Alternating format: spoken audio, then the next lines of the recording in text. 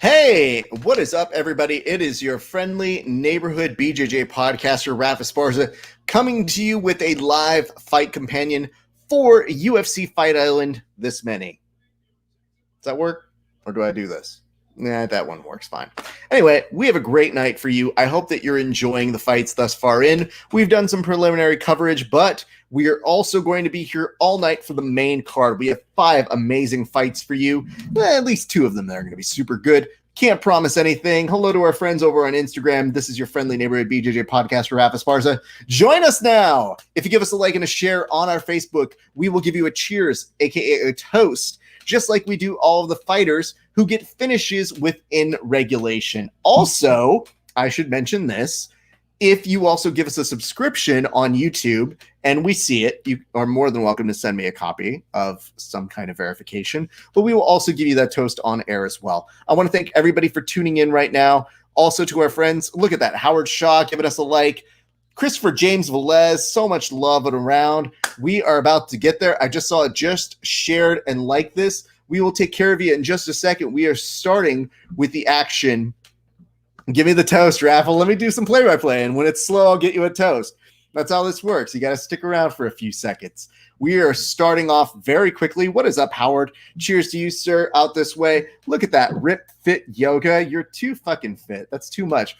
Damn, Tom, you have too many words on your text messages. I can't deal with you right now. Martinez is in the blue, and Alameda is in the white, or more appropriately, grayish, silverish trunks. And I see a note from Christopher James Velez that says, let's go. And let's go indeed, because we are starting off very, very quickly on this one. Thomas Alameda is looking very sharp thus far in. And as we mentioned, Alameda is in the white trunks, Martinez in the blue. And this is already a very, very interesting match. I will tell you this right now. Earlier tonight, our resident betting human being, one Dan Hubler, was telling us, guess what? I would put my money on Martinez in this fight. He liked the odds for him. So it'll be very interesting to see how Dan and his commentary come into play for those of us who are watching right now. If you're playing Risk It All with us, you know that. What is up, Shakulis? Good to see you joining us back up right now. We are watching the very first fight on the main card. There will be 4 more after this, but we continue on right now. Alameda getting some movement in. Shackleton says, I got Martinez too. Excellent work there. I'm very curious as to how of our betting lines are shaping up along our fans and friends alike. We are watching along, and we will take your questions, comments, hints, concerns all evening long. I just realized this right now. My microphone was down here. So my apologies to our fans over on Instagram. It takes me a second to get resituated because I do mic up. So my apologies if I sounded very low on the microphone. Hopefully my loud voice just carries through. I'm sure you heard me because I talk very loud. Or so I've been told. Nice exchange by the 2 gents right now. Martinez starting to look a little meaner right now. I think that Almeida is starting to pull it. I could still hear. That's amazing. That's a good compliment to my voice. Just works so powerful. My voice. I could probably not have a microphone at all and people could still hear me. That's how crazy loud my voice is. At the break, we will give our toast to one Christopher James Velez, who was the first to like and share this show. We will be taking care of all of the people who do that as well. We make sure we give love to all of our friends and family members who show up. You guys are always so great. And yeah, we call you family because you guys are here week in and week out with us. Actually, you see us more than your family, if I'm being honest, because we do this weekly. We're at 1 minute and 50 seconds left in this first round. It's a nice little feel out round, if you would. Movement's not like stiff or crazy ridiculous thus far in, but it's consistent. We're seeing Martinez start to work his jab a little bit more. I like the way he's sticking it a little bit nicely. He just interconnected that with a kick, and thus far in, putting it together very, very nicely. I think it's going to be interesting to see how Martinez's kicks will play out there. He did just connect off of seeing if he could put something together there. He connected on the chin for Alameda, who rushes back in very nicely over there, putting a few combinations together for those of us who are watching at home to kind of go, yeah, I could probably throw one of those. Not all of them, but maybe a couple of them. I like this. Christopher James Velez says, I like Martinez's kick setup. Absolutely, bro.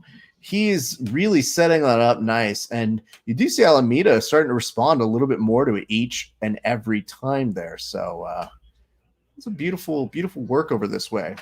I want to go ahead and point this out over on our friends noting here from MMA Fighting. They're saying that Martinez is having a lot of success with this jab. Absolutely, man. I would say not only a lot of success with his jab, but what he's doing with it as a setup to his kicks, consistently trading off between the two. And it appears that we've got friends who are also enjoying Martinez right now. Our good friend Vince Cachero also giving some love all the way through.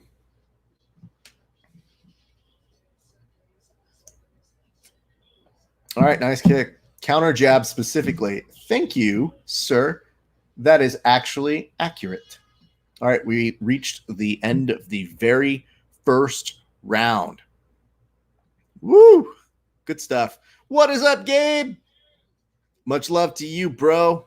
Always appreciate you coming here. All right, this toast goes on out to our friend Christopher James Velez. Now, I know a lot of you guys listen to us give them shout outs on our show, but let me put this to you guys. Do you guys comment on every one of our videos?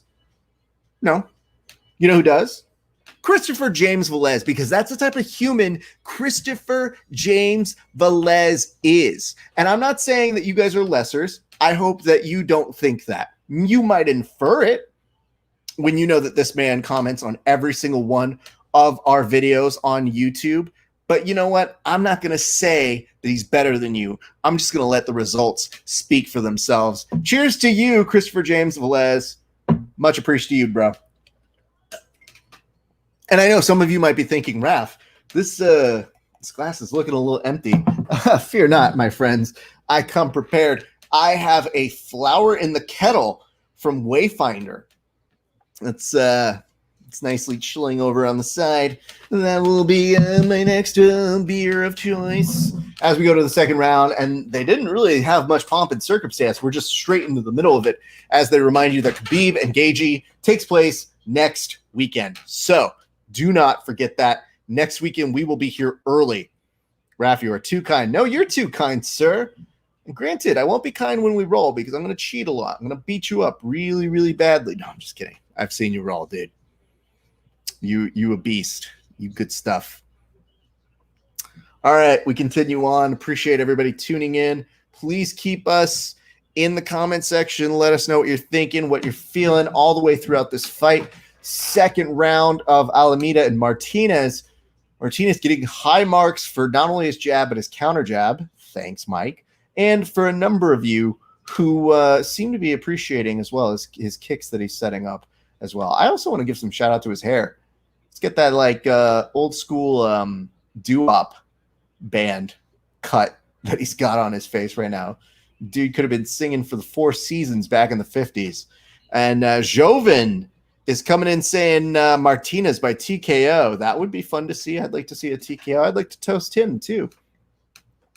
But we'll have to wait and see here, sir. Do not get ahead of the proverbial cart. Megan, appreciate you. Georgios, thank you very much. Howard Shaw, Gabe, all of you guys giving some love. But as we will remind you, give us a like and a share. We will give you a toast just like we did for our man Christopher James Velez. 3 minutes, 12 seconds on my clock right now. I also want to give a shout out to Alameda's ink crew. That ink looks really nice from my vantage point right now. It says very Richie Velez. Yeah, absolutely, man. It just makes me, makes me very sad. It just makes me want to get up on a mountaintop somewhere and scream out, Richie! There's a famous story from Verbal Tap where, obviously we're fans of Jacare because jiu-jitsu. And I was at ADCC trials and I was covering it, and Jacare was fighting for the title, or at least he was fighting for like a setup to the title or something like that.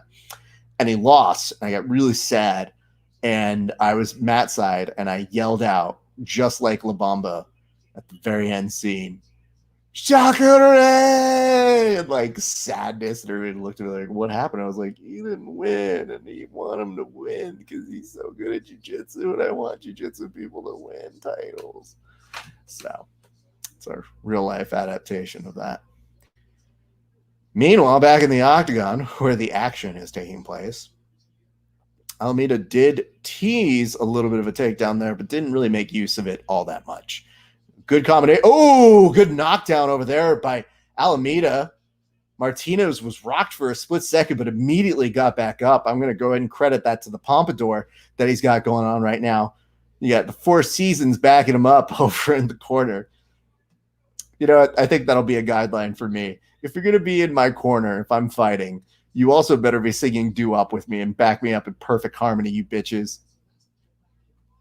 Andrew Alexander, look at you. Did that thing happen today? Did you guys have a competition or something? I don't even know. I get lost as to where you guys are always at this point. Would love to hear what happened. Let me go ahead and minimize that. Thank you very Joven, or Hoven, if you would.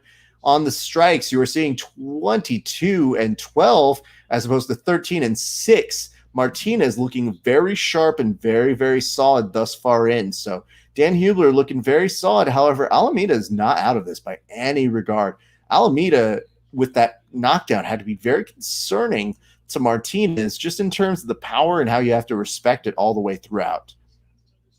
We have a lot of fans here who are rooting for Martinez, so we'd like to see him be able to pull it off. Strength and mobility is coming on back in. Look at you, Sven, staying consistent with the program. Ooh, Alameda almost found a home for that overhand right. Martinez coming in with the great counters, dude. I always wonder when you know you're good at countering. Like when you're growing up, it's kind of the same way. Like I didn't know I was good at writing until I was like in 8th grade, and then I could kind of get an assessment. People who draw, they know that they're good at it. So like imagine getting into fights and being like, man, I just really want to punch this guy, but I'm so much better when I wait for him to punch me. Weird.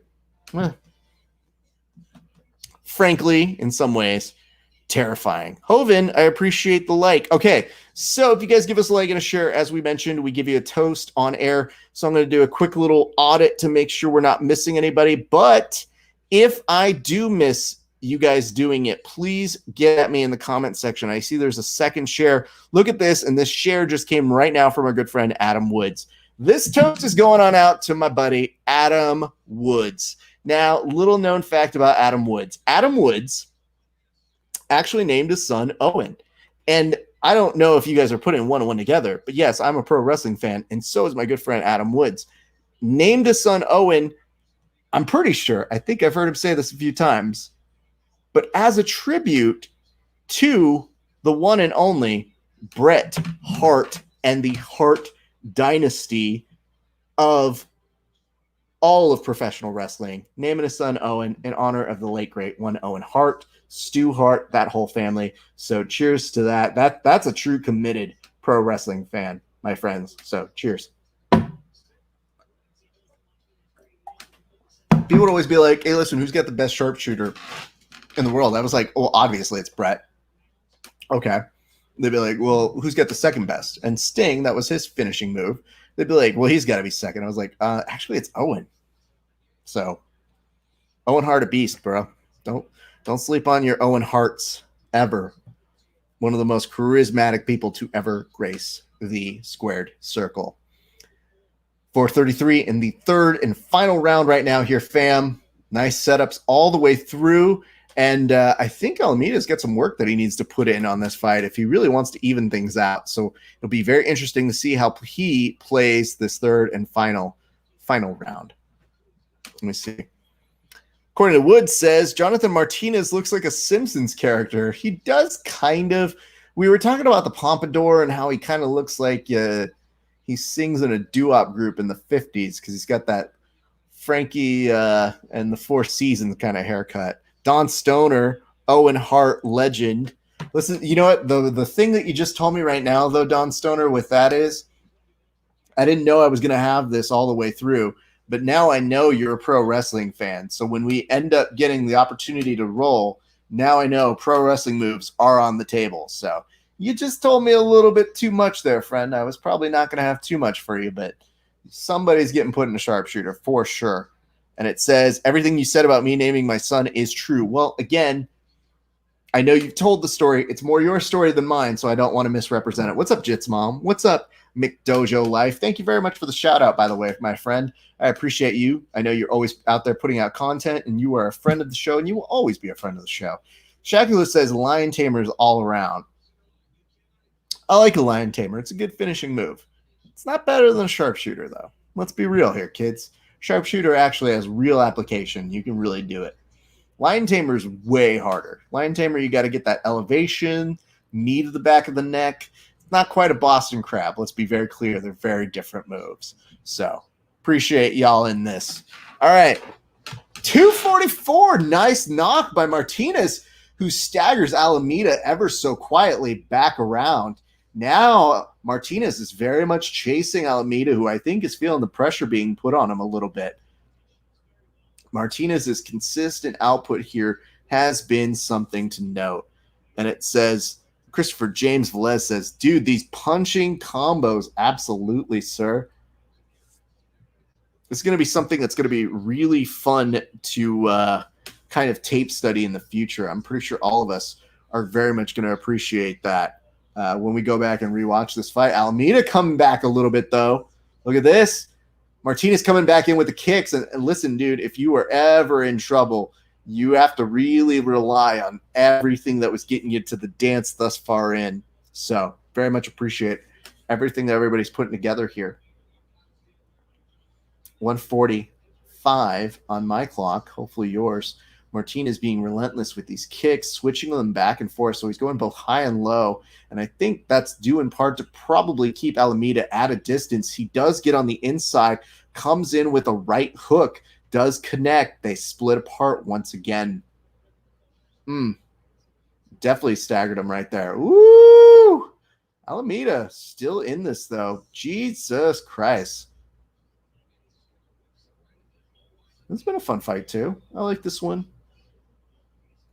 You know, this in the last fight, definitely two to watch a little bit in terms of what we're seeing all the way there.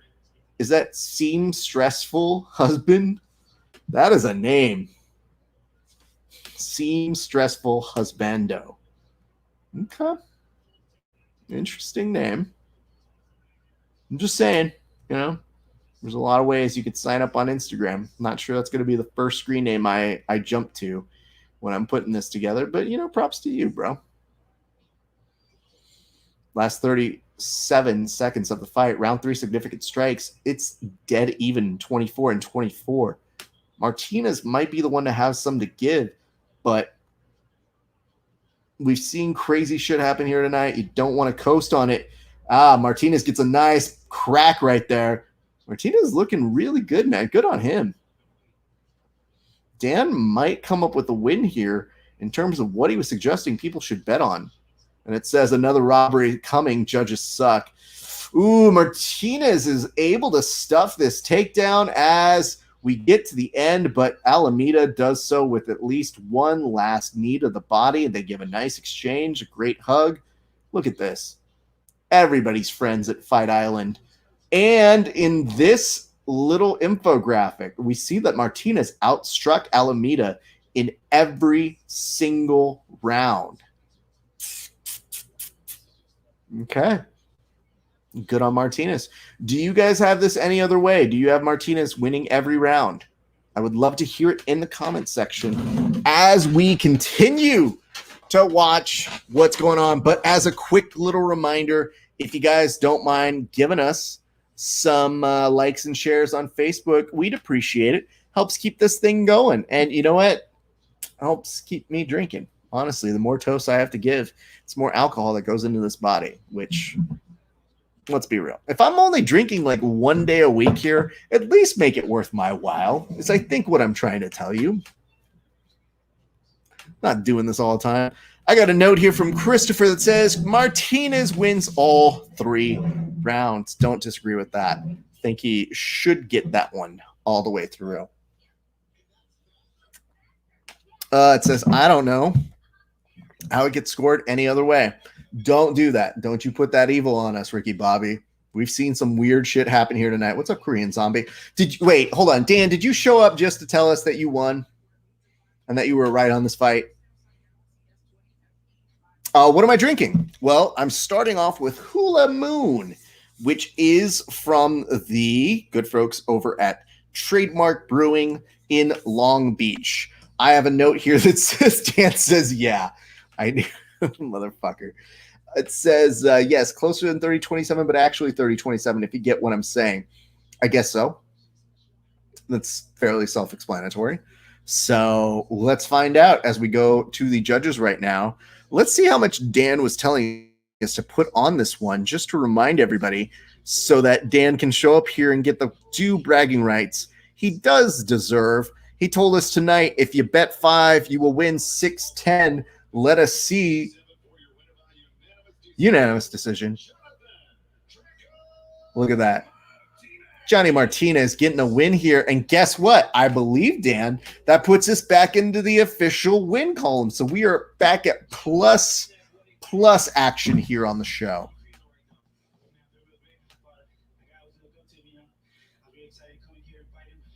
Martinez says he was very excited to go fight this guy.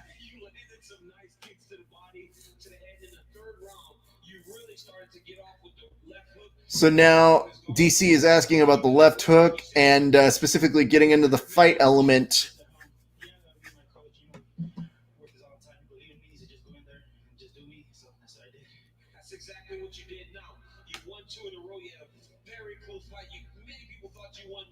So Daniel Cormier is asking, what do you want next?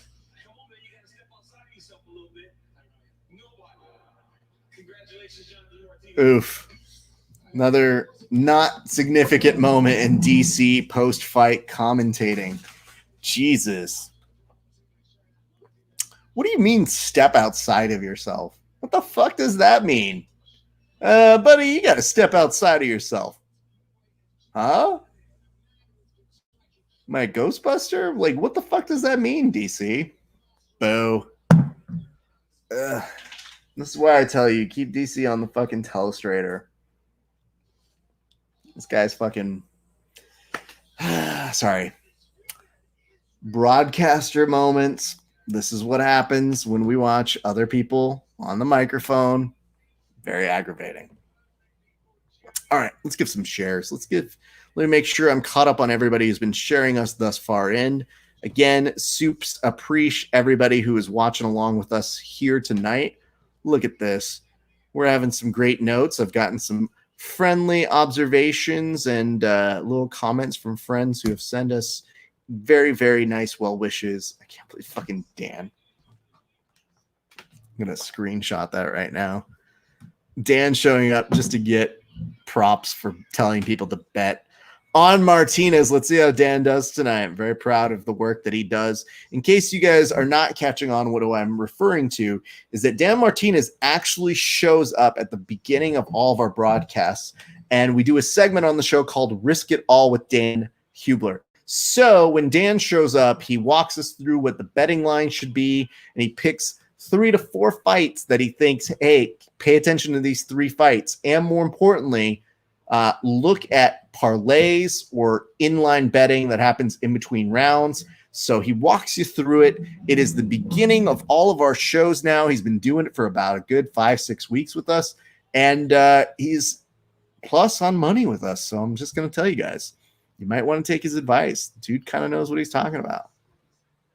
So that is a little service that we provide with you in this way. And it says, it's a cool soundbite. Absolutely, bro. That's amazing. But I just, every time though, DC, just fucking ridiculous. I did forget though, next week we do have a Bobby Knuckles fighting as well. So that'll be very fun to watch. Very, very excited about that one. And just to remind you guys, oh yeah, Martinez is with the Colorado crew. I may have to reach out to him. Get him in that pompadour here on this show coming through quicker than you could imagine here, fam. But we're having a blast. Hope you are too. My name is Rafa Sparza. host different shows, the two of which are of most importance to you right now, I'm assuming, are the Grappling Hour and Verbal Tap podcast. All right, we've given that a couple more shares. I'll give that one on the Facebooks. And then we continue on. I might have to give Adam Woods a second share now that I see it, because he did give us a share on what appears to be Twitter. So I will do that in just a second. I'm going to also share this on the Verbal Tapcast page. Go fam, we watching UFC Fight Island 6 come through. All right, that is now shared on out. Hit me with your questions, people. We got a few moments in between the fights. I would love to answer whatever you got for me, because we've got some time to kill, and we're about to go to another beer in a second. And this one is Flower in the Kettle. It's from Wayfinder, and I'm very interested. It says, "Save the Earth. It's the only planet we have with beer." It's pretty funny. Not gonna lie. I like that one. It's a good bit. It says, so no one cares about the Whitaker v. Canada fight that they have to lead into the teaser with Izzy. Well, I mean, he's the champ. I like me some Bobby Knuckles, though. I'm not gonna shit on him. And I mean, listen, dude, Izzy is the guy that's carrying the UFC in terms of keeping things interesting right now. When you don't have Conor McGregor to spice up things all the time, you got to work with the kids you got right now. And what do you got? Khabib. He'll sell now that he fought Conor McGregor, but he wasn't selling before. People are interested to see ultimate violence between him and Justin Gaethje next week, so that's cool. Triple C's gone.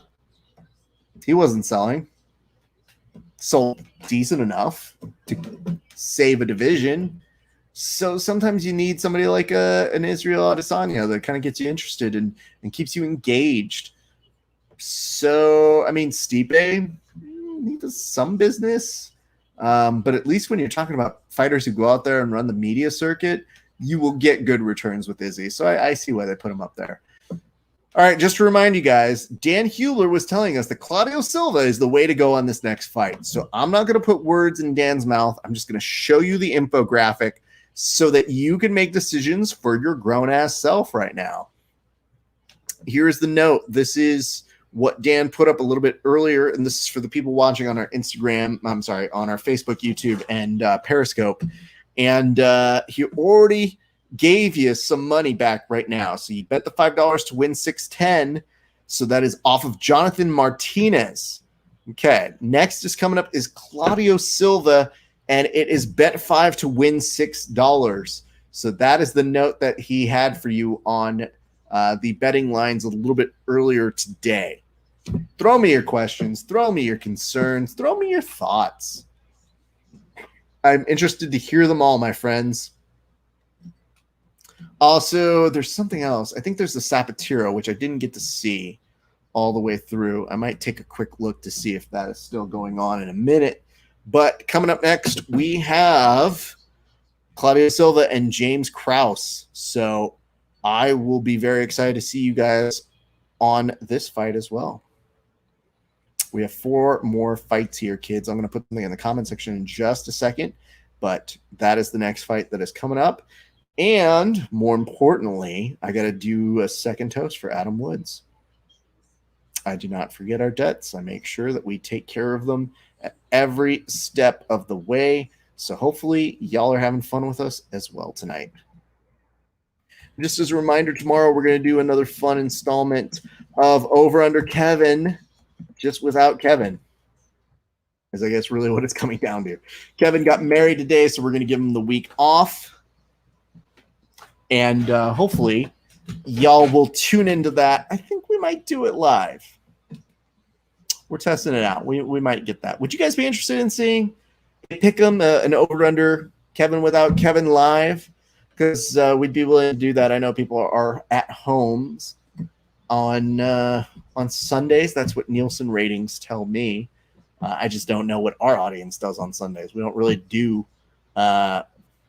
live broadcasts on Sundays. That's usually the night that we take off.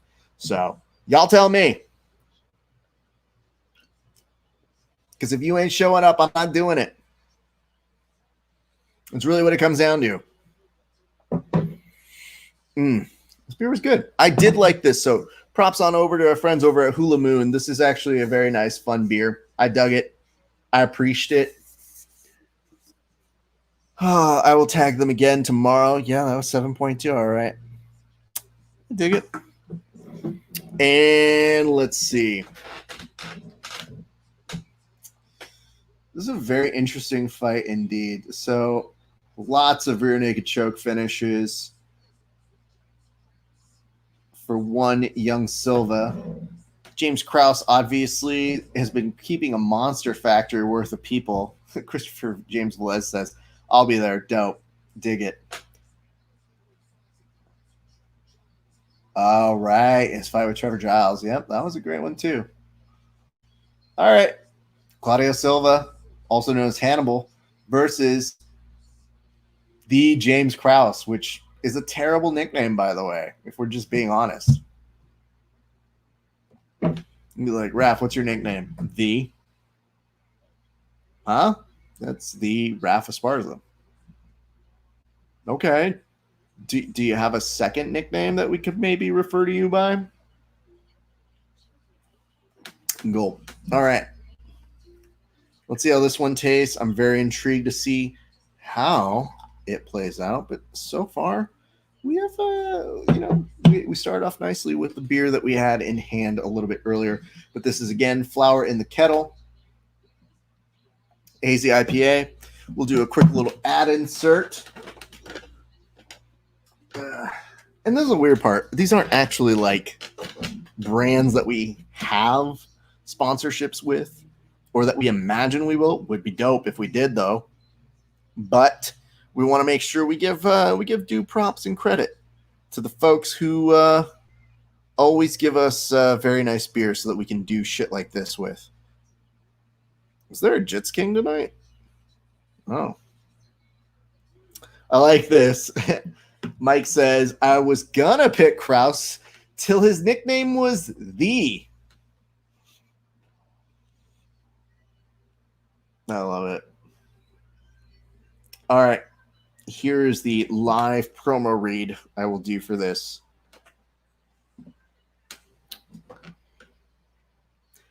Hey, what's up, everybody? We are now switching to another beer. This one is Flower in the Kettle and is by Wayfinder.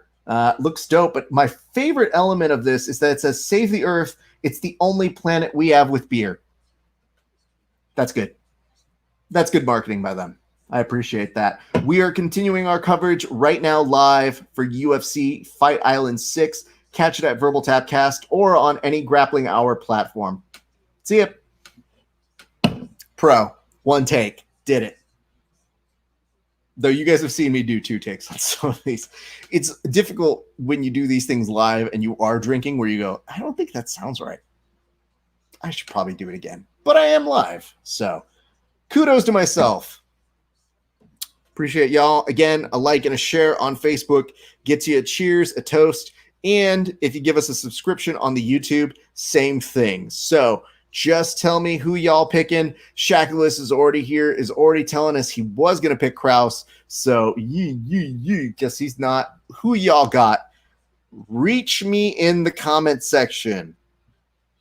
I'd say cash me outside, but I think we're done with that phrase, right? Like, we're good on it. Wayfinder.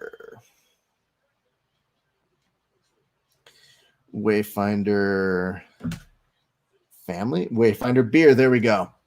Well, bam. I got a note here that says, Silva. You're going down with the Dan Hugler, I see. Well, bam. Last little thing I was going to put up, and then we can get right back to the action at hand here, family. Well, bam. Look at that. Multitasking like a beast. Did one promo, put it up, all while still on air because, profesh. Claudio Silva, James Krauss coming up right now. Here we go. Very excited for this. Oh, by the way, I got to do that toast for Adam that I said I was going to do. Okay, while we've got a second, this cheers goes out to our good friend Adam Woods. Y'all, go give some love to our friend. According to Woods, his podcast is awesome. His interviews are awesome. And also, he's an awesome person. So why would you not go support someone who's awesome? Be awesome. Go support According to Woods podcast. Cheers. I think this might be exactly the beer I'm in. Like the mood to have right now. That's pretty good. Flower in the kettle. I might have more of you. You're a premium hazy IPA. Yeah, that stays with me. It's an India Pale Ale, but it also says that it is strangely delicious. And that is also remarkably accurate. I was not expecting to enjoy that as much as I am right now, but here we are. All right, kids, next fight. More different. Seth Rollins without the steroids or the hair or borrowing the Tome Demple of one. Hal Teague is your referee. Silva is in the white trunks. Krauss is in the black. And Silva is coming in with an agenda right now. Krauss is just trying to be a little cautious with where he is. I got a note here from Gabe that says, I'll go with James. Very nice. That's cool. I think the general consensus for fans that we have watching our show and one Dan Hubler is to go with Silva, but we'll see where that is it right now. And it says, damn it, 38 and 34. Yeah. 38 and 34 indeed, sir. Well, I'm going to do a lot of cheers with that beer. And your friendly neighborhood BJJ podcaster is going to have beautiful nights with this. Ooh, okay. So here's what I liked about that exchange. There's a little bit of a trip up by Krauss to Silva. Silva just like loses his balance for a little bit, and Krauss doesn't take the bait, lets him get back up, and very, very cautiously is there with his way of responding to that one. Cyborg has more tea than this ref. Woo! Look at that now. Krauss is getting in on Silva. I like that. Look at this. I am not in love with the way that Silva's hands are completely down when he's trying for the strikes. What's up, Tima? Hello to you. How are you, Tima021393? Nice little swap by Silva as he kind of ekes his way on out. There's been a lot of talk on, I don't know what that means. It says touching chins over here. Absolutely. TJ Silverback joining us once again, the esteemed TJ, who continuously ducking me for all things jiu-jitsu training. It's a shame. And it says Silva is getting outclassed in the striking. Yes, but now he's pushing up Krauss against the cage and is dragging him down, which is a little bit more impressive thus far in. And a note that says that Silva striking. Hello. Yeah, the Silva striking, I don't think any of us are here 100% for thus far in, so I get that part. Krauss looks like he wants to just kind of like do a front roll to get out of this. Instead, goes right into the crevasse and just comes right into him. 156 left to go. This is going to be an interesting way between here. That's concerning. What did Krauss just tell the ref? It was an interesting nod to the ref. That wasn't like, hey, ref, come check on him. I thought that was more of a ref. Yo, he's got bad breath, bro. And Silva, keep your goddamn hands up. Jesus Christ, man. I know that I'm rooting for Dan's pick to be right, but I would really appreciate it if you did not shoot in for every shot, forgetting that maybe you need to keep your hands up for at least a significant portion of the fight. My God. Oof. What's up, Spence? BJJ, thank you for joining. All right, this is Krauss's opportunity right now. A little bit of front headlock control. Lets him back up. 1 minute left here. Krauss coming in with a kick. I don't understand why Silva 100% keeps his hands down. These hands are literally below his chest level here. And he's wondering almost why he's absorbing shots. Jesus. All right, guys, I'm trying to be a little objective here, but this is okay, let's put it this way. If you've ever done any striking training, you know that keeping your hands up for a long period of time, it sucks.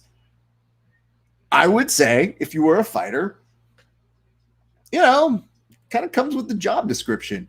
Or at the very least, his hands are so iron that he can't hold them up anymore. Oh, bro, no. Fluid martial arts, good to see you. Too heavy. I got you, bro. I see what you're saying here. Garcia LAX, or is that Garcia Relax? Oh, Garcia Relax. I dig that. That's a good name. Woo! That's rough to watch. If only in that watching someone refuse to keep their hands up. It looks like, the dwarf in the Avengers movie that has to make Stormbreaker with Thor. And he's like, I have no hands. Thanos ruined them. Like, that's how he thinks his hands are that heavy. Boy, do you know what it's like to start up a solar system again? Pete Dinklage is an amazing actor, but that voice is a lot. Every time I watch Avengers Infinity War and I see it get to Dinklage, I'm like, I want to like this character, but this voice is too on the nose. That's what I think when you say it too heavy on the hands. It says, this is hard to watch this. I agree, Christopher James Velez. Here's what I would tell you. If you were Silva, your corner is 1,000,000% saying, bro, we need to get this to the ground. If you're also Silva's corner, maybe you say, hey, could you do a favor for me? I would love it if maybe you decided that boxing or striking is important in this fight, and maybe just to kind of keep your hands up for defensive reasons. It says Krauss isn't the most technical striker, but compared to Silva, he looks like prime Nicky Holtz. Yeah, I get where you're coming from. No. God damn it, dude. I literally start these shows trying to be as honest as possible when I tell you guys, I'm learning striking. I'm a novice at it. I get it. This is a difficult sport to learn on the fly. But for the love of God, not at all keeping your hands up when you have a fight in the UFC. It's a choice, man. And it says, was that a schoolyard girls fight windmill? Yeah, it was, dude. We all saw that. I have a note here that says, who is fighting right now? Let me put back on the insignia that we have, which says Claudio Silva versus James Krauss. So, well, in answer to your question, James Krauss is fighting right now. Silva's in the cage. I don't know that we can really say anything more than that. It says, okay, this is again kind descriptions that are happening on the Twitter sphere, but I'm pretty sure I saw a description on Twitter from MMA Fighting that says that Krauss is making Silva miss. And I think that's even a generous description of what he's doing. Mm-hmm. Yep, I'll leave it at that. This is such a disappointing fight. Why is this on the main card, but Jillian Anderson was on the prelims? I can tell you that answer. I think that Jillian is meant to get your interest peaked where she is. But if you're talking from pure fight ability, I was wondering why this is on the main card. I don't know that you're going to find too many people who would have predicted this to be this god-awful. What's up? It's Co-Nun Drunkness. Oh, Co-Nun Drum Chris. Thank you. Good to see you. Thank you for your nice little thumbs up there. But yeah, Fresh Vargas, that is who is fighting. Who win? Well, Krauss is winning, but only because he's kind of the one engaging in an actual fight. Whereas Silva, I think, could benefit in making this a grappling exchange. At least that's my hope. And as of right now, has not.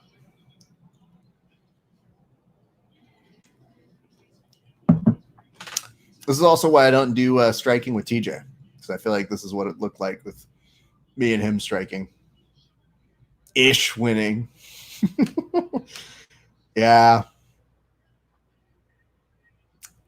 I'm trying to be polite as possible. Jesus Christ. Krauss came in with the most basic of leg trips on Silva.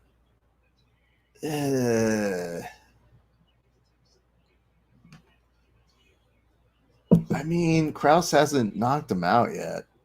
So at a certain point, you do wonder if that says more or less about you as a fighter. It says more like Silva is losing the fight. Yeah? Oh, no. And these punches don't have... Like, what are they saying on the commentary about this? It says, why are the commentators hyping this fight up?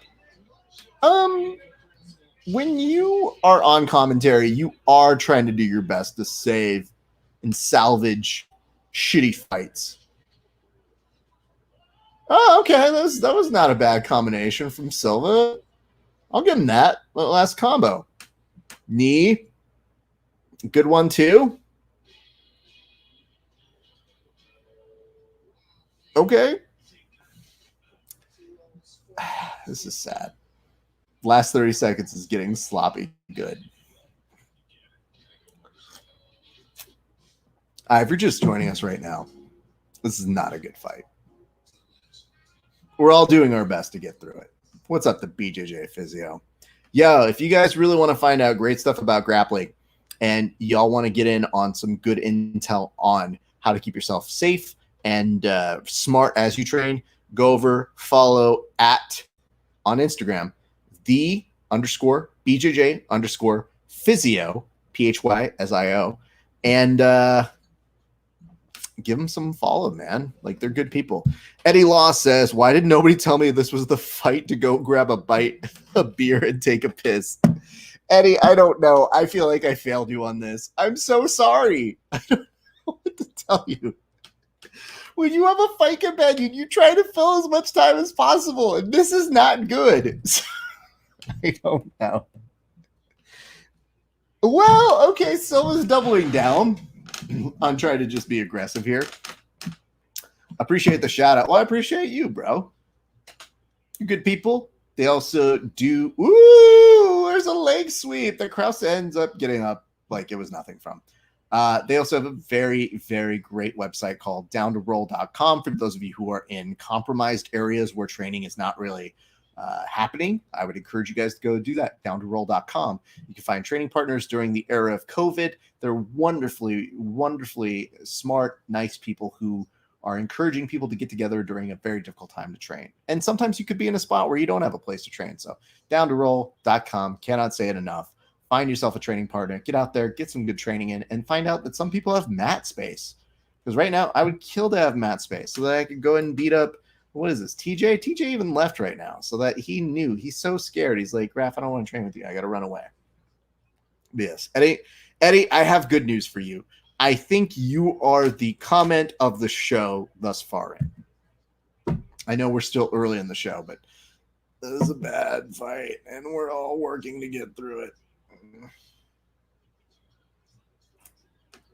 Ryan Fitzpatrick just put up 2-0 for Krauss. Yeah, no shit. So Silva's jiu-jitsu is high level, but when he can't get his opponents down, oof. Yeah. This one's rough, everybody.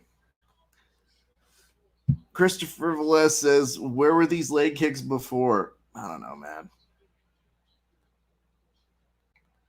This hurts all of our souls. And I feel like talking more shit about it just only makes us worse people. Like, I feel like this is the type of shit that you get bad karma for. Krauss connecting on the chin a couple times. Straight jab, nothing there to block any part of it. I gotta figure out. Eddie, can I fucking pin your comment? Because it's so fucking awesome. No! I deleted his comment! No! God damn it, Velez. I was trying to figure out if I could pin his comment. I don't want to delete it. He's fucking great. I'm so sorry, Eddie Law. Put your comment again so I could fucking put it back up. Oh. There's 2 minutes left of this. All right. I should probably just start reading like horoscopes, right? That's what we should do. It's a foregone conclusion. Krauss is going to win this, barring any kind of weird, miraculous recovery or jiu-jitsu moment. To give you an idea of how weird this fight is, we are now at the point when we can start reading out the horoscopes. Did you know that if you are a Pisces, tell it like it is, Pisces. Okay, granted, that's not your MO. Are we still done yet? No. But when you really think about it, you know how great it feels not to dilute your whole unvarnished truth. That's the shit they write on fucking Elite. Or this is L. Ugh. Boof. I literally typed in horoscopes to Google, and it sends me, and they have a weekly horoscope, a monthly horoscope. My favorite thing about horoscopes and zodiac signs and all that bullshit is that when people are like, oh my God, it did tell me I was going to have a smoothie today, and I did have a smoothie. It is so real. And it's like, it's not even like a fortune. I'll tell you what's happening in the future. It's just a recap of what you did today. 35 seconds. Let's get through this. Jesus. It's going to be miraculous that nobody got knocked out. And by nobody, I mean that Silva didn't get knocked out.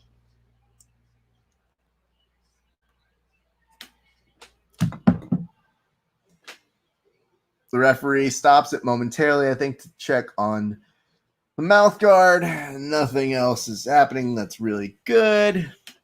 Silva's coming in with some striking that doesn't even look like it's in the realm of connecting.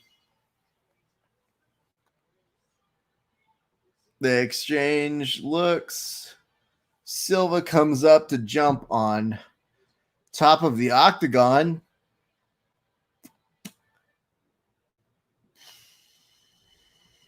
For no reason. Wow. That was bad, everybody. There's no sugarcoating that one. That was not a good fight. I'm very sorry that you all had to witness it. I'm sorry I had to witness it. Nah. Okay, Dan showed up to take his lickings on this one. Dan, listen, it said it looked like a bar fight. Dan, okay, maybe this is some way to save face for you. Is it worse that Krauss couldn't finish the fight on a dude who clearly couldn't strike, or that Silva couldn't throw a strike if his life depended on it? Dan, you said he looked good for like 2 minutes. Can you do me a favor? Tonight, can you create a highlight reel of those 2 minutes? because I don't think they exist. If you can find them, Silva is closer to finishing. You get the fuck out of here. You're about to be fired from this show. Get out. A couple more leg kicks. Here's a result. 30-27.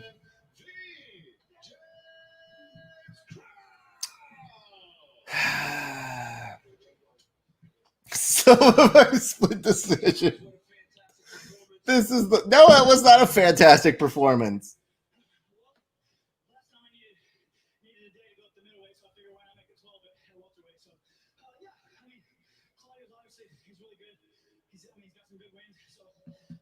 That's a better assessment. He says Claudio is very good. Well, he's got some good wins.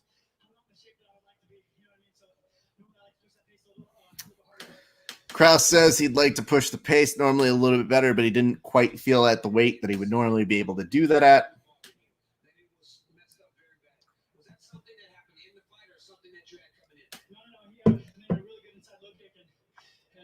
Krauss said that he had an inside low kick that bugged him for the rest of the fight.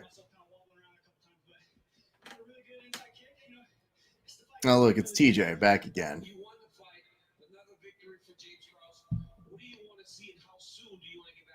DC asks, oh. Krauss was saying he wants to just go home. When he's like, when do you want to fight again? He's like, I want to go the fuck home, dude.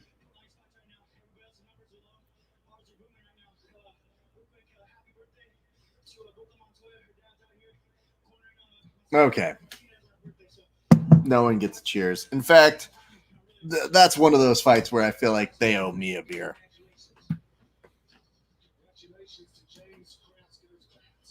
That was not good. Sorry, everybody. We all got through that one, though. You know, I feel like we bonded on that one. I feel like we all got together.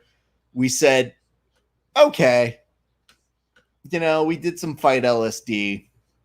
We got through it. One good.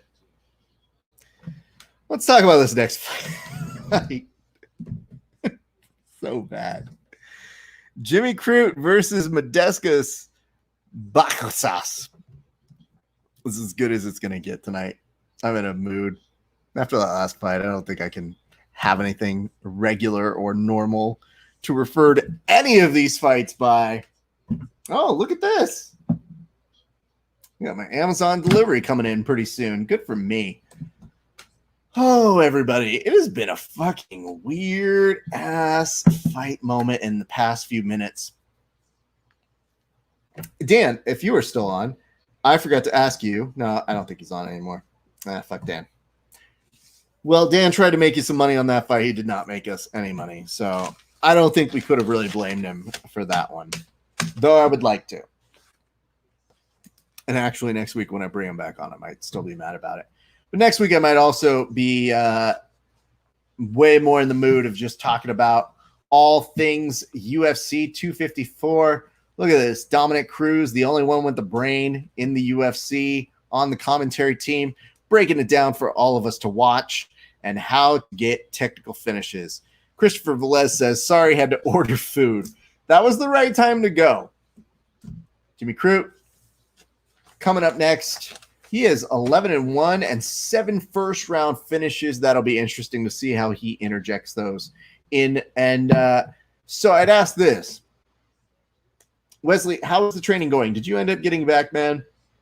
I know when we last left it, we weren't sure where everything was going on training-wise. We've been checking in on everybody who's been coming in who we know personally. Whoa, Christopher James Velez, you didn't tell me you got wings. Jealous. Last time I ate was at like noon, so I'm starting to get hungry again. And this beer is very tricky because it makes me believe I am eating food. It's very fulfilling. But as we all know, it is not food. BJJ Physio says there's always fight to win where we can watch nothing happen and then everyone spans some bullshit footsie in the last 20 seconds and get the W. Well, okay. First of all, Don't talk about my jiu-jitsu game like that. Thank you. It's a little more complex than that. I fall back for footlocks. Thank you, Gabe. I like that Gabe comes in with the rock eyebrow emoji, and it says, "I'm off and on right now. Numbers skyrocketing, so I'm training at home these last couple of weeks." That's awesome, man. That's good. That's good to get some training in. I've been getting in some very light training, which is some jiu-jitsu folks, and it's hard, man. You gotta get in the training when you can. So I just keep telling people, hey, man, put on extra rounds. Let's do this, especially like on nights like tonight. I tell people, I'm like, listen, I'm drinking this. Y'all need to try and murder me. So it's part of the reason why I talk shit to people. I only talk shit to a few people, though. TJ knows this. I really don't go out of my way to talk shit to a number of people. I'll let most people go by, but anybody who I think could probably give me a good role, I might probably say some shit too. For example, TJ, right now, our good friend Milt is conveniently ducking me. Just saying. We'll come back to that a little bit later. All right, to all of our friends watching, thank you so much for watching on Facebook. I'm going to ask you guys, who do you have in this next fight? So I'm going to go ahead and post this. Do you got the Jimmy Cruz, or the Modestas? Sounds like a weird case of two beers trying to fight each other. You have the Jimmy Cruz. No, actually, I'll have the Modestas Bukaskas, please.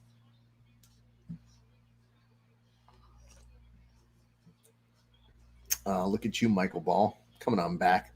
Joining us right now. Very excited for this main event, though. Got to know here from Christopher James Velez that says, Jimmy. I like that. Thank you very much. I'm going to double check and see if we've gotten any new shares. Just as a reminder here, folks, if you give us a like and a share on Facebook, we give you a toast on air, just like we do the fighters who get finishes within regulation. Also, if you give us a subscription on YouTube, we give you... Somebody just texted me and says, I mean, wouldn't Dodgers versus Astros rematch like this just be so 2020? Yes, absolutely. Mike said, sorry, wife called. It's all good, bro. This is a good time to check. Oh, look at that. The Dodgers came back and tied this shit up. It's in the bottom of the ninth. Look at that. Series tied. No, it's not even in the bottom of the ninth. They just won. Fuck yeah. 3-3, everybody. Fuck yes. I'm going to take a moment. Yeah, watching the Dodgers it's been a hectic time. Fuck yeah. What is up? Is it Fernu? 84? It's a good year. 84 is good. Not as good as 82, but 84 is not bad. Thank you for watching along. My name is Rafa Esparza. I host this show. It's called The Grappling Hour. You might be watching on Instagram. Otherwise, it's known as Verbal Tap. One and the same, honestly. One's with Kevin, one's without. And, well, I say that, but tomorrow we're going to do a show probably without Kevin. So, it says Dodgers and coffee is a bad combo. I found out today. I like that my friends sometimes have no clue I do these things live. So that when I am on air and I am talking about things, they have no clue. Why is baseball still a thing? First of all, rude. Second of all, it's important when my team wins. Third of all, shut up. But it is the most boring of them, though. Like, if we're being honest, like, it's like the one that nobody cares about. But it's important to me right now if they win. If they lose, dead to me. BJJ Betty, what's up? Thank you for joining us right now. Yeah, BJJ Physio. I would tell you this, bro. You need to make it out to California. When you make it out to California, we will get some training in. Would love to train with you. You and, man, it was just such great stuff talking. Oh, look at this. Full Howard. Both of these guys. I love this shit. Go to support our friends over at downtoroll.com. They're going to keep this movement going even after COVID, but the whole design of downtoroll.com is in case you just want training partners, especially at a time where not every gym is open. And if gyms are open, not everybody feels comfortable. So let's give some support to our friends over that way. So yes, the BJJ Physio would love to train with you, would love to train with Howard. I'm sure we'd make up for lost time. I would put no timer on the clock, and I'd just say, like, oh, let's go till one of us dies. I'm just kidding. I don't know how you guys roll. I don't know.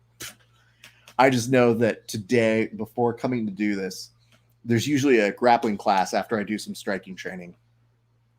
And I usually stay for it, but they were starting earlier for the fights, so I couldn't stay for the grappling and do this in time.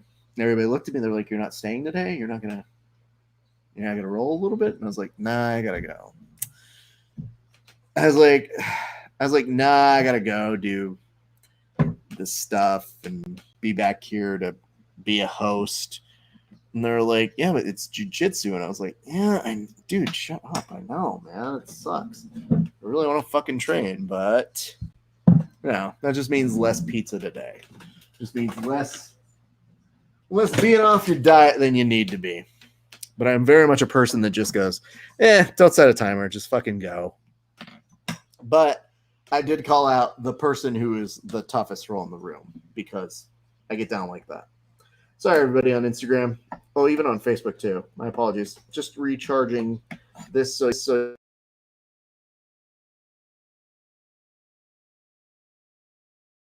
these things are so fucking annoying. Every time I replug this back in, it just kills the fucking webcam. My apologies, everybody. All right, I'm back.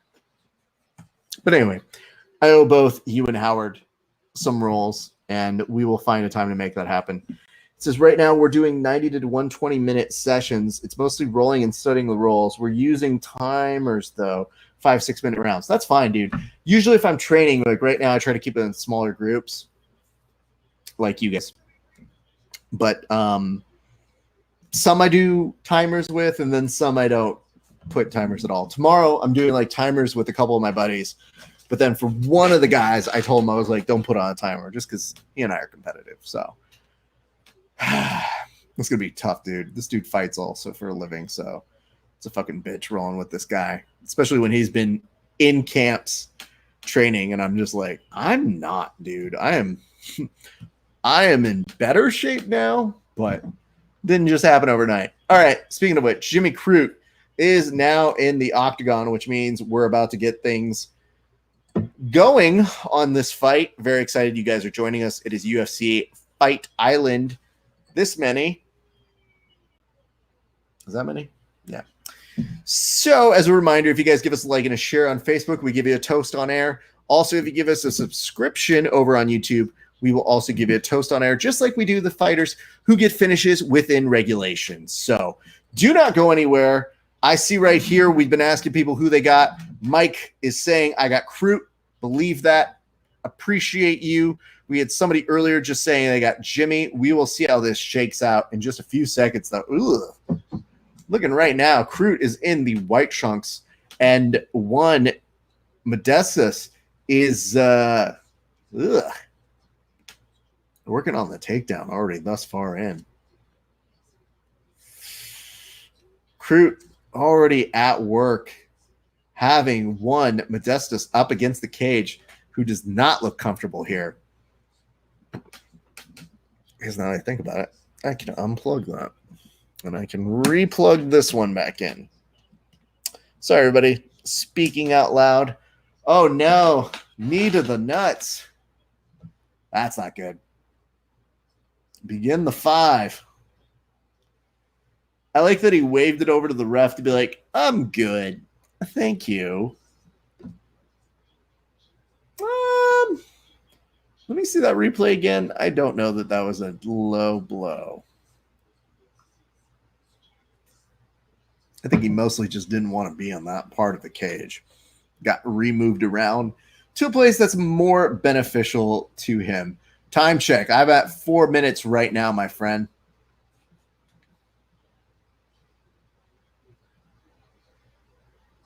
Four minutes in the first round. Very interesting to see these two gents changing it up right now. We've had some folks going on both sides on the spectrum, though. Cruz looking good with these hands, man. I appreciate always putting them together, dude. Cruz starting to press ahead. I would say Modestas is leaving himself just a little open here. And I think that Cruz is starting to fire the angles at him that are a little abrasive for him to try and take on. Just my opinion, though. Nothing here set in stone. It's still very early in the fight, so we're going to be here in a bit. Oh, no. Oh, no. No! Wow. Bro, first of all, have you ever knocked anybody down hard enough to the point where you then sat down with them after you knocked them out? Is that Kazmat sitting next to Dana? Because of course it is. And of course, Cruz basically finds his way out of the cage, climbs over, goes to see Dana, comes back into the octagon to give Modestas a little bit of love. But let's look at this replay right now. Eek comes in, drops him with the right, returns with a hook, and then drops him again, and then he just sits down with him. Eek, number one, uppercut, then on the left to finish it off. Let's see what we have in the comment section here. Christopher James Velez just says beautiful. Actually, that was beautiful. That was something to behold there. Well, that is a fight finish. So that means we got to do a nice little toast here in a second. Man, that hurt me. Okay, well,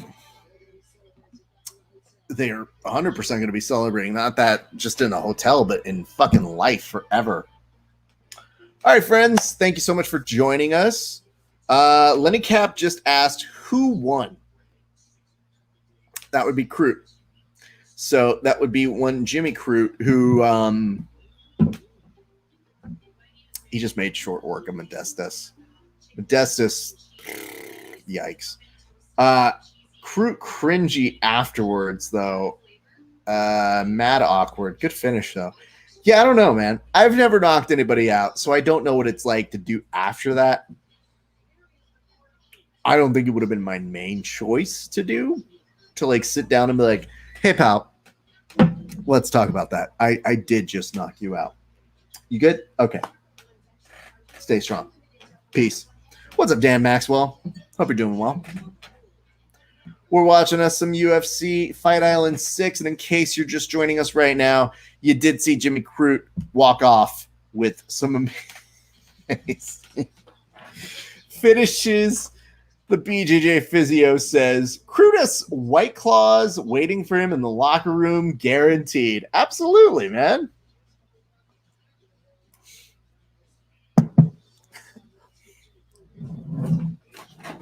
Y'all better have fucking White Claws for me if I ever get a knockout, you motherfuckers. All right, let's see what he says in this post-fight interview here, folks. Here we go. Here comes DC, who's trying to chase him down. Jimmy, what a fantastic performance. Did this fight play out like you thought it would? I said, were you disrespected? You got the prospect? He asked, did this fight play out like you thought it would?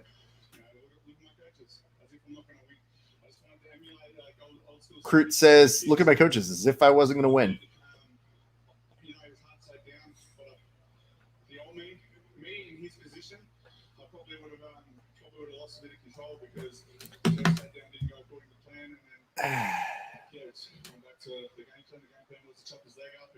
He said the game plan was to chop his leg out. So talk about the right hand.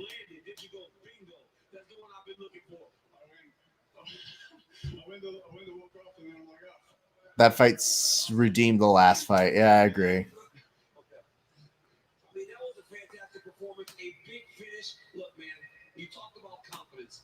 should be no lack of confidence. DC Where do you want to see the next is talking about confidence to him.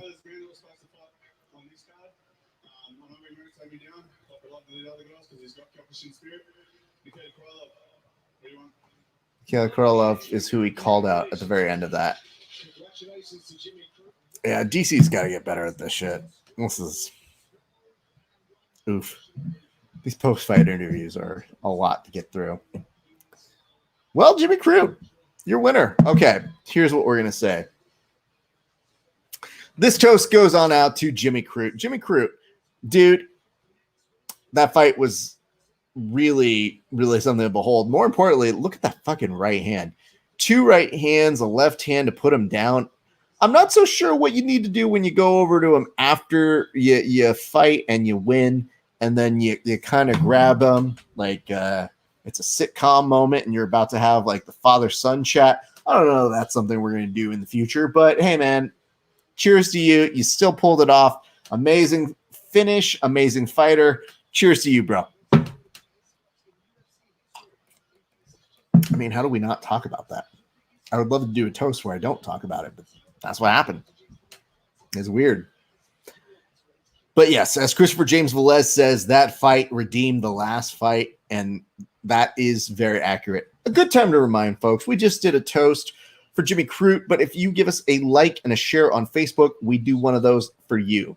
Yes, one of those specially made just for you.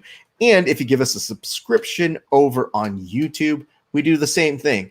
If you're watching on Instagram, I don't really do anything special for you. Give us lots of hearts. I don't really know. They don't really have anything cool because you are already following us if this is the case. So you kind of know what our shtick is at this point. I guess what I'm saying is you get like high fives from me or something or whatever. I asked you guys about this earlier, by the way. Is this the emoji, prayer hands, or 2 high fives coming together? I need to know. It's important for us to talk about because we're literally just wasting time for the next fucking 20 minutes before they get another fight in. So anyway, next week, the Khabib fight, as we have mentioned multiple times tonight, but we will continue doing so, will start at 11 a.m. for the main card. So please be prepared to join us earlier in the morning because if you show up at 7 p.m. thinking it's going to be a fight night sort of a deal, it's not the way it's going. So I'm just double checking here to make sure we're all caught up on likes and shares. So my appreciation to all of you who have given us a like, a share, any of those sorts of things. We appreciate you so hard. You know that. We also want to give a big shout out to my buddy Kevin Phillips for getting married over the weekend. That's pretty dope. Kevin is, I mean, I think I'm the heart and soul of the show. Kevin is, he's not the brains. Kevin is the, he's like the right arm of the show. I don't really know. I don't really have anything. He's important is, I guess, what we're saying here, people. He knows that. You know that. Everybody knows that. So it's very important. And it says high five because it's hilarious to see people who try to do the prayer but replace it with the high five. Okay. Okay. I see you, Christopher. I see you. However, Howard Shaw says that's the prayer hands. Okay. So we're split thus far in. I want to see the rest of you chime in on this, especially considering we have 2 fights left. Caitlin Chook again and Jessica Andrade coming up next.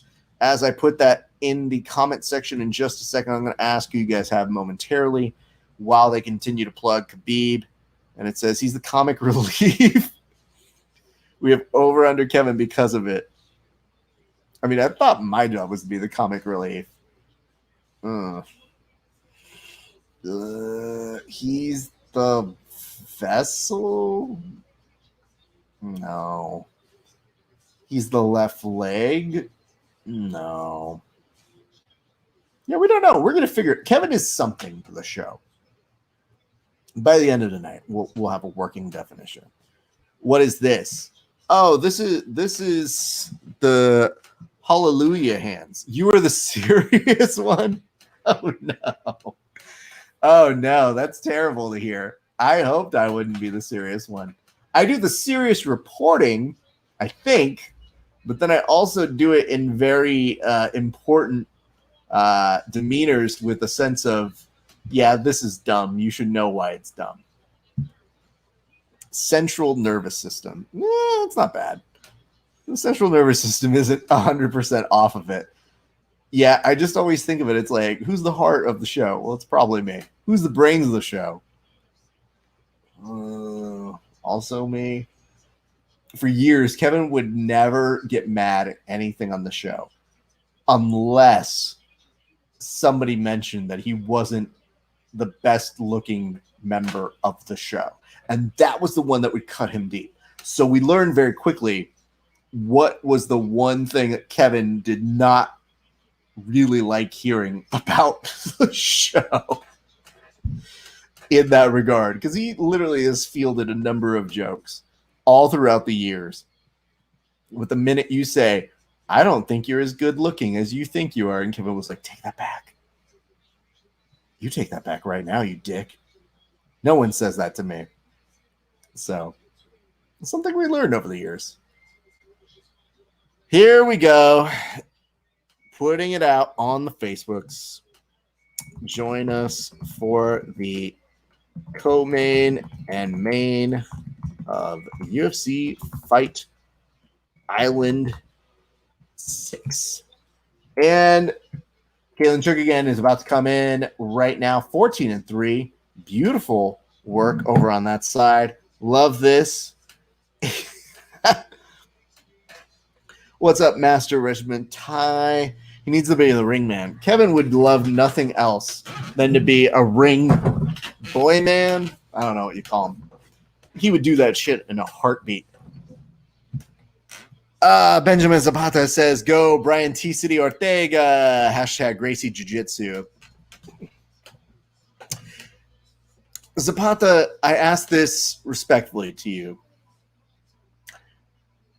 Does the loss of the hair concern you, though? Because as our friends at the Strangle Squad aptly pointed out, the Korean Zombie was planning to fight somebody with a full head of hair. Luxurious, long hair. And now that he doesn't have that hair, is he as handsome as advertised? I'm going to say no.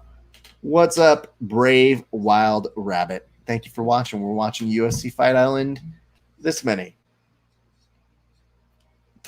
Hope you're having a great night. We're very, very much appreciating everybody chiming in. My father's from Mexico. Everybody's talking about where they're from. I don't know what this is all about, but cool. That's in our blood. We've been fighting since the beginning of time.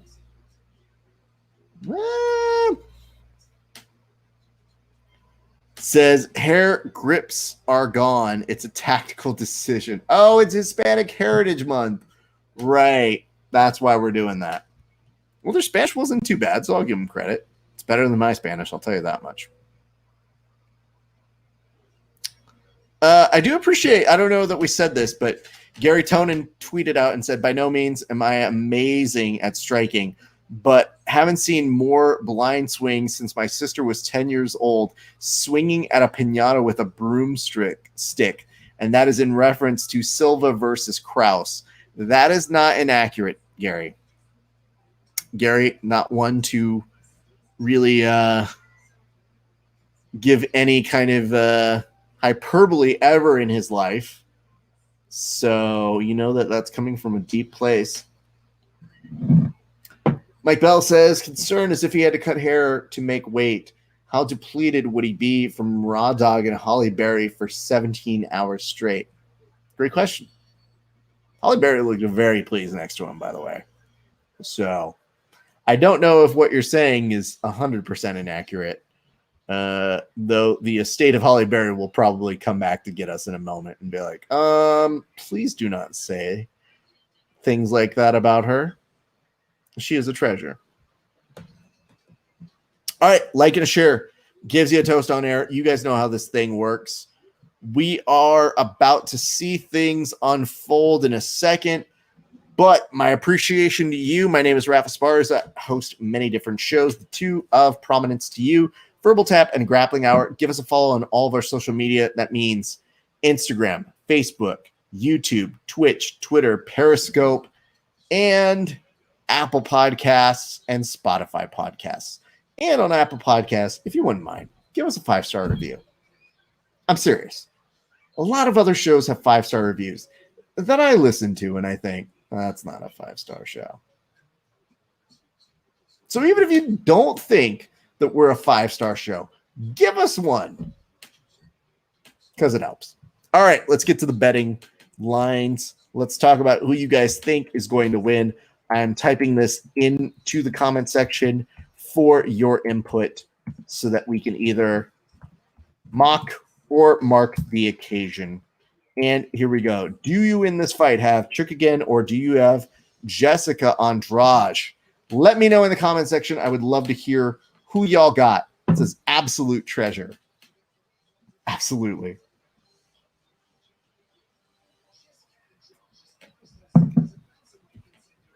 I like that they like. You can tell me Chukagian is a way to pronounce it. I like Chuck again. I think it's a much better pronunciation. That's just my belief. Let's do a couple more on this. Let me see here. I will see. Christopher James Velez says Jessica. Okay.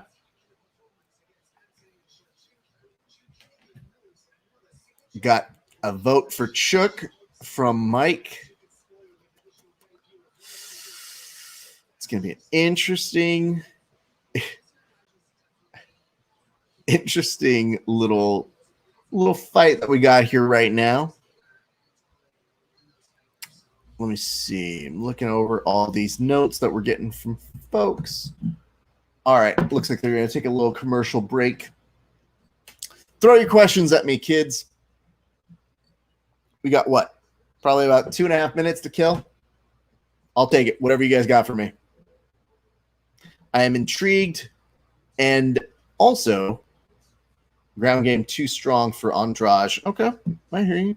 I see you. I acknowledge it. But while we are waiting, I would love to hear what y'all would love to hear me answer. You can ask me fight questions. You can ask me about my training. You can ask me about your training. You can ask me about entertainment, any other things that I'm doing. The Blonde Fighter, kind of a weird name, but still better than the. Yeah, that's true. Yeah, I wouldn't feel too good about the RAF as far as it makes me feel like fucking, you know, when Ohio State's like the Ohio State. I go, no one cares, dude. Every time you say the Ohio State, you sound so stupid. I judge every person who says that. Not just because they live in Ohio, which you should, but also, who gives a fuck? Like, if you live in Ohio, you hate yourself to begin with. So, number one. Number two, if you live in Ohio, you don't matter. And number three, C1 and 2. It says, how is the jiu-jitsu recovering in LA? Well, it depends on who you ask. There are still a lot of gyms that are being very tepid with their reopening. Some have not closed at all. Some have put some precautions to it. I would say we're kind of back to normal. You can kind of get a sense that while interpersonally, they still encourage us to wear masks, and I would too. But when it is time for jiu-jitsu, everybody just goes, there's no virus. It doesn't affect us. So for the most part, everybody's back to some variation of training. What's up, Lyric G20? Good to see you joining us here tonight. But I would tell you this, like I still try to keep my training circles very small.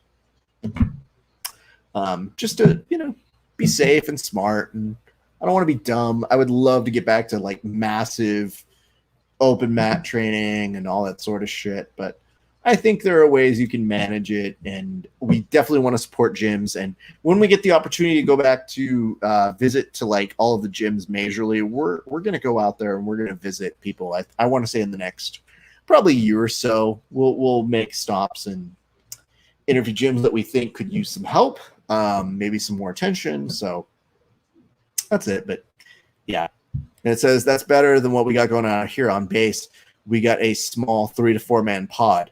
You know, so I say that, but honestly, the people who I'm training with is really like 4 or 5 guys, man. Like, I try to keep my circle really small.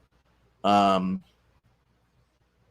you know, like I'm doing some strength and conditioning and some boxing just to try and learn a new skill set while we're in the middle of transition right now. So I've been very fortunate that I've had friends that are very patient with me and who have helped me out. And yeah, you get to learn something new. That's the whole thing, is you take that time to do it. But my apologies on hearing that the program is dead.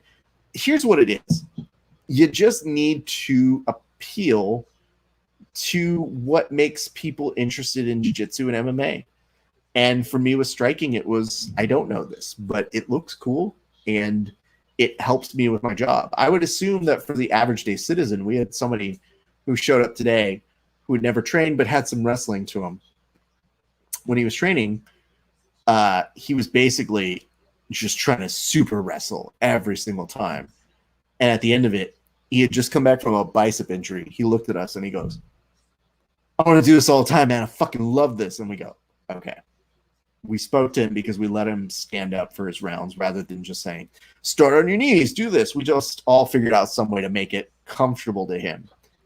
That's the hard part for the base, I'm sure, which is getting people motivated. But I'm sure if you talk the right amount of shit to certain people, they're going to want to come train with you. That's just a guess. Could be wrong. But I think you can encourage people to come get some good training in as that. Jojitero, welcome. And it says, on base leadership that put a strong, it's on base leadership that put a strong stop to our program. So we're training in a living room. Oh my God, that's so funny. Hey, but you know what though, dude? I've seen people who've trained in the living room take home some Pans medals over the weekend. So, you know, Pans was nothing to scoff at. There were still a lot of people who went out there to go do that sort of shit. I think my best advice to everybody has been pick something that you're not good at, be it jiu-jitsu or outside of jiu-jitsu, and just concentrate on that so hard.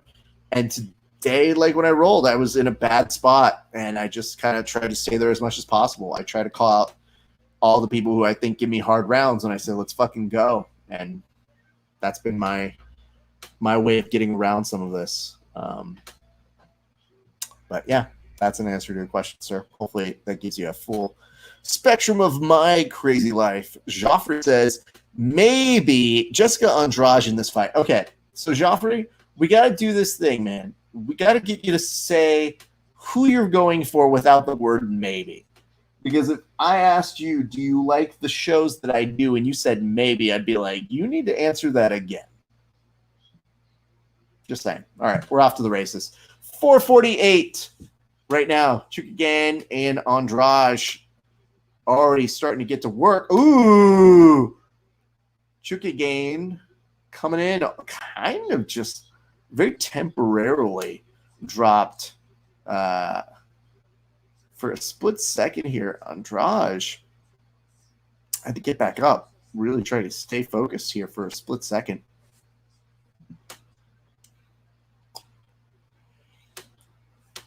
So now we're seeing Andrade get a takedown, kind of using the cage to bounce off of that shit. She is in guard now. And we talked a little bit about the grappling game of Chukagan. She was already starting to go to that high mount that not many people can really do. It's a little bit of rubber, a little bit to it. Christopher says, sick takedown. Absolutely, sir.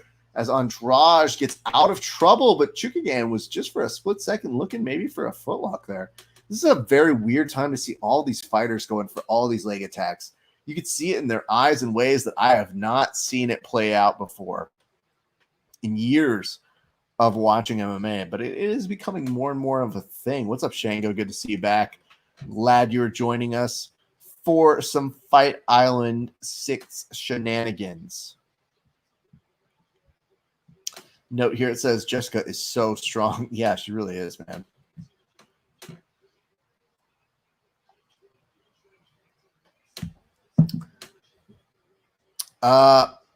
Oh, remember to change the graphics. Thank you, Fresh. I would normally give you more shit, but I totally did forgot. So that is my bad on this one. Boom. And there you go. Ta-da. Look what a simple fix that is. I'm going to be like, what, you producing this show? You get over here and you do it. They said Chukagan is a brown belt under John Danaher. Sure. I mean, rankings and varsity versus junior varsity with Danaher is such a weird fucking way of phrasing things. Like, whenever they say that some of the people are still junior varsity members of the Danaher Death Squad, I'm like, what does that even mean? Like, what does it take to get on varsity squad? That doesn't even make any sense. So I love that sometimes Danaher takes credit for things and other times it's like, Eddie Cummings. Not familiar with him. Can I look him up in a phone book? But I would assume if she gets a triangle choke or some crazy shit here tonight, yeah, he's going to be like, as I've always said, Caitlin has exhibited the most incredible jiu-jitsu of anyone that anyone has ever seen. And it's all going to be in capital letters, by the way. 1 minute 15 left to go. Man, Caitlin winded up that back fist, by the way.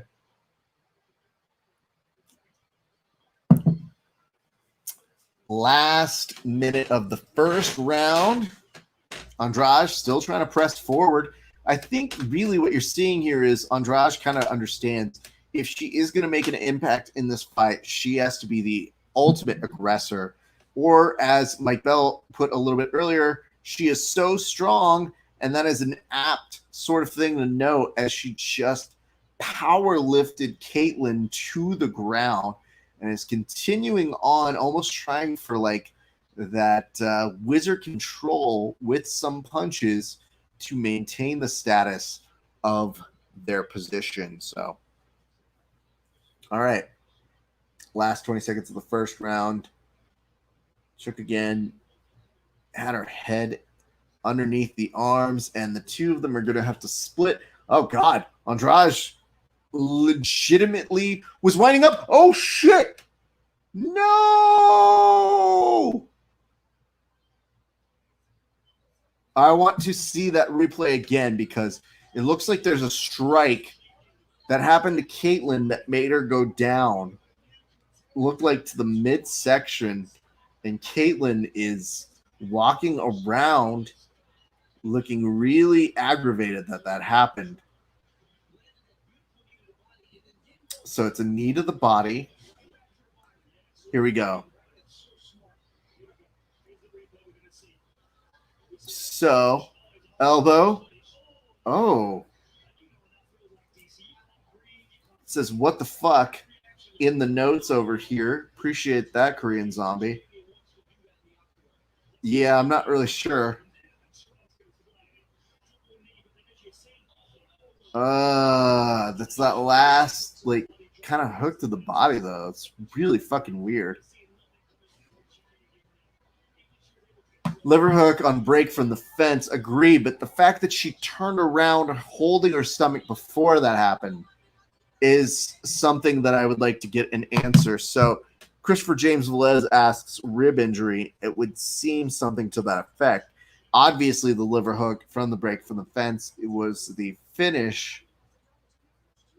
I just know that when she literally spun around, almost like walking back. That's the something that I'm not clear about, because it looked like as she was there, she might have been reacting to something that had already happened a little bit earlier. Korean Zombie says early stoppage.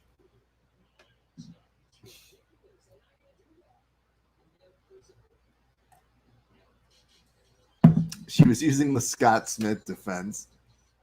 Right hand while Chook was rotated to the left. Okay. It was more so in the exchange before, so I don't know if that's a late reaction, though. Because they were pressed up against the opposite side of the cage. Before that, initial break from fence. Okay, I see what you're saying there. Yeah, it's when they were on the opposite side is what we're talking about. Mike Bell says, good stoppage. Andrade cannot stop dancing like she is in a TikTok video, though.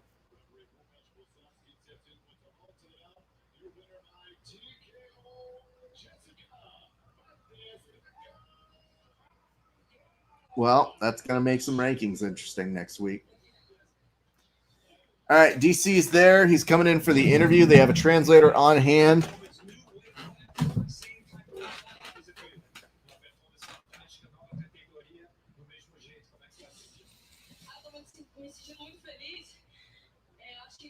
Says Jessica is the first female with a win in 3 weight classes. What's up, Shutter Motion?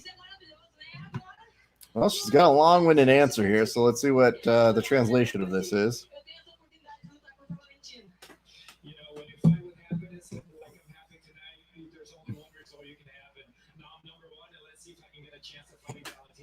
What's up, John Rudy?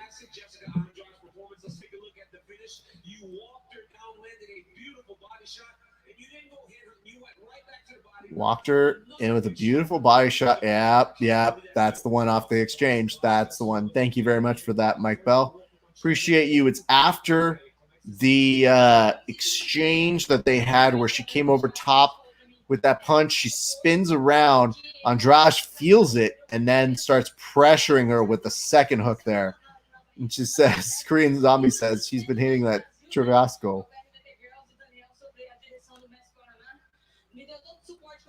And then Mike Bell says, thick. And it's going to be a lot to translate here, so let's see if we get anywhere in the realm of close to what this is.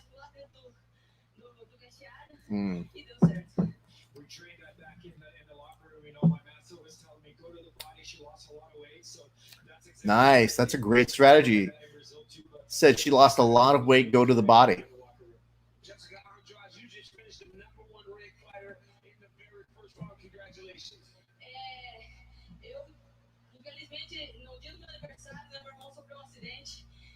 So DC was ready to call it quits on this interview, but Jessica had some more to say. But she's smiling a lot, so I'm inclined to like it. Oh, no. That was the translation was my brother was recently in an accident, but he broke his leg, so I won, so yay. The translation on that, not super strong, but there you have it, which means we need to do a toast. Let me see here. It said, Austin Smith Campillo says, did the Jim Crute fight already happen? It did. You just missed it.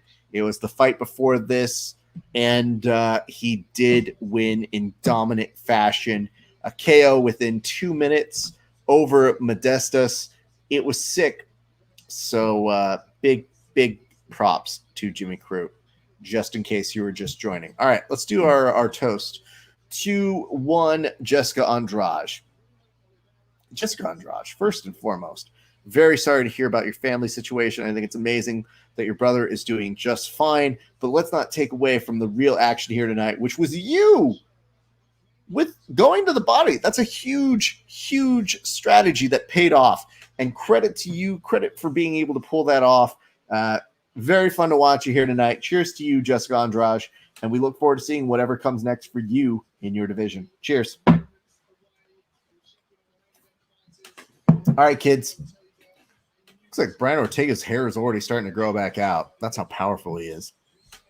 All right, kids. The next fight is Ortega versus the Korean Zombie, which begs the question, who are you going for?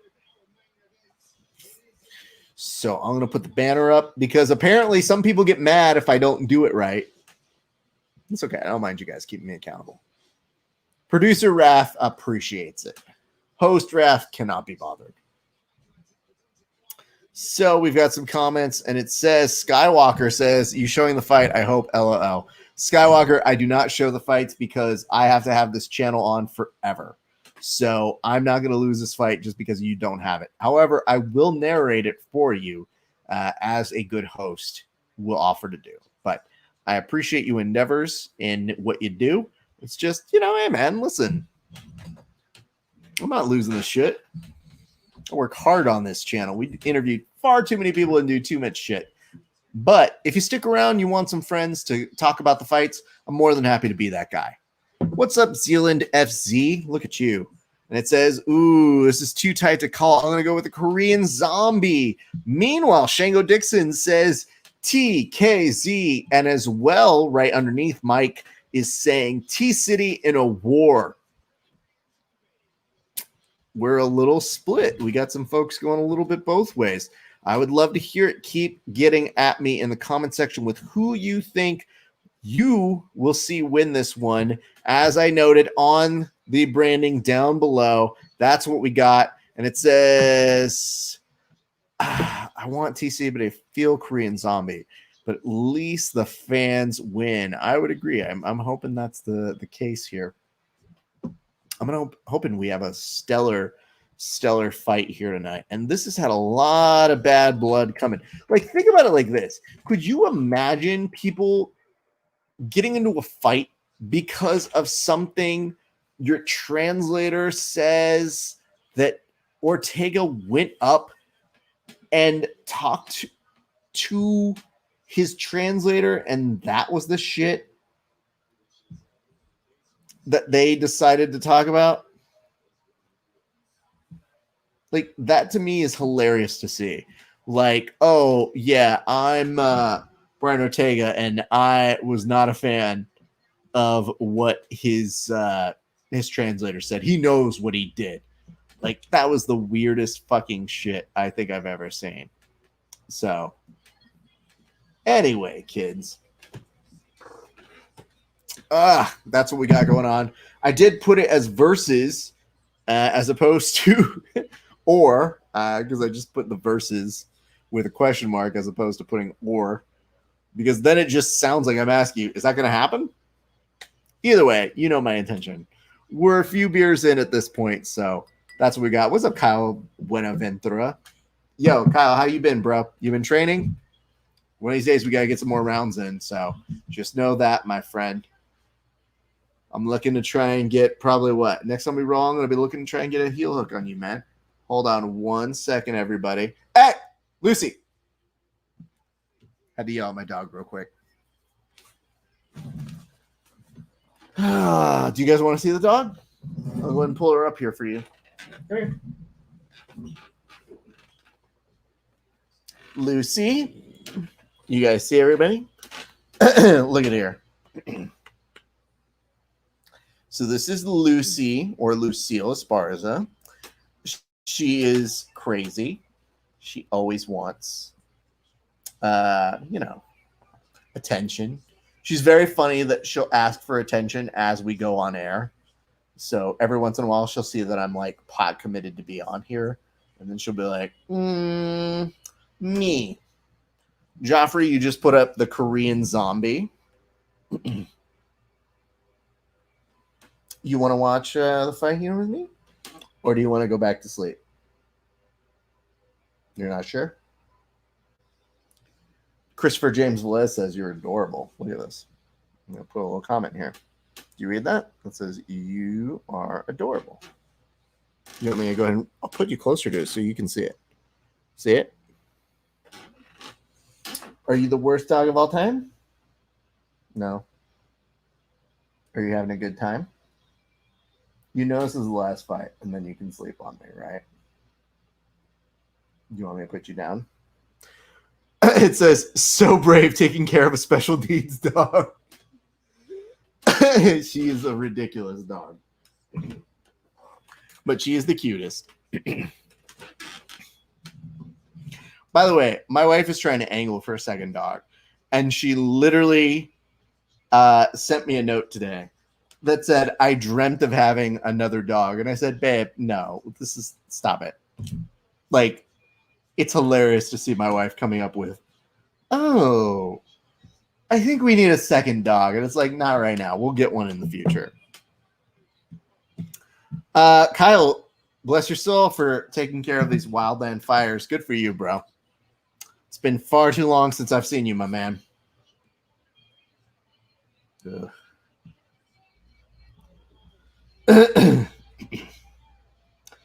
Let's see what we got going on. Who comes out to the Cranberries? Well, the song is called Zombie, so makes sense. But yes, 1996 called, and it's very pleased that somebody is walking out to Zombie by the Cranberries. Actually, I'm going to double check that. All right, I haven't heard from everybody, but I want to make sure if you guys have a fight prediction, hit me in the comment section before it is too late, because we will mock you. And Dan has been a little hit and miss tonight. As we can see here, Caitlin did not pay off. Claudio, 1,000,000% was not correct. But Dan was correct about Jonathan Martinez. So this is really a make or break. And Dan is going as one Korean zombie to give credit to the other Korean zombies. So those of you who haven't voted in yet, let us know who you got. We'd love to hear it. My name is Rafa Esparza. I host the Grappling Hour and Verbal Tap. Tomorrow we're going to have another fun installment of Over Under Kevin, just without Kevin. More on that information on our Verbal Tap page tomorrow morning. So you don't want to go anywhere for that. Meanwhile, for those of you who are enjoying this broadcast, if you haven't followed us yet, do us a solid and go follow us on all major social media platforms at Grappling Hour and at Verbal Tap Cast on Facebook, YouTube, Twitch, Twitter, Periscope, Instagram, and the others. I don't know. And also follow us at Grappling Hour and Verbal Tap Cast on Apple Podcasts and Spotify. And if you would be so kind, give us a 5-star review over on Apple Podcasts for both Verbal Tap and the Grappling Hour. It means the world to us.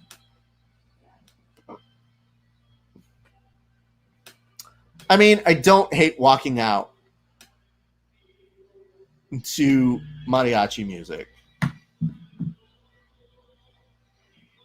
Boof. So much appreciation for all of y'all watching tonight. This has been a very, very fun thing. I will let you guys know that the Lomachenko fight is going on at 7 p.m. Pacific. So in an hour, you will see that happening. We will not be covering that because we're going to be done here.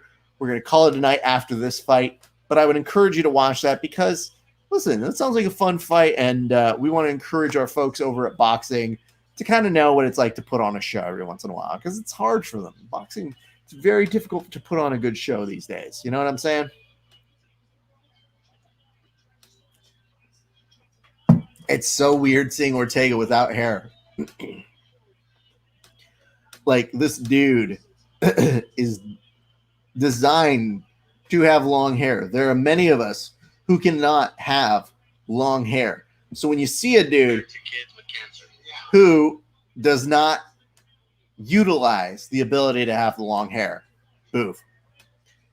Hakodako says, man, give me a link to watch this fight. No.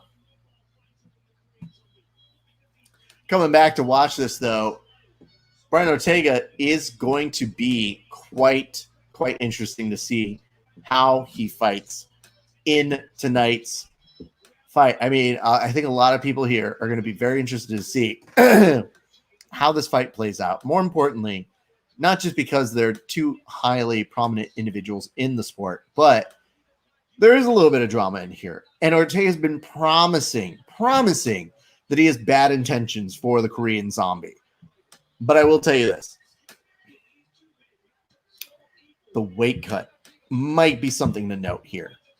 Just in the mere sense that, I mean, why would you cut your hair if you didn't have to? And I know he's given the nice excuse. You're going to give it to kids with cancer. Sounds great. But there seemed to be, from what Dan Hubler was saying here tonight, a little bit of complications on the weight cut. And Christopher James Velez says, but T-City has those ice eyes, and they pop more without the hair. I don't know, dude. And look at this. Look at that dude with the hair. That dude is not the same, man. It's just not the same anymore. All right, kids. Main event. BJJ Physio says, you know how much this means to Henner and Huron Gracie. It's Jiu-Jitsu. Gracie Jiu-Jitsu versus 10th Planet. Kind of. Henner also isn't there tonight because he tested a positive result for COVID, which means he couldn't be there. So, you know, they have the walkout excuse of, well, if it wasn't for COVID, he would have won because we would have been there. So you already have your out excuse.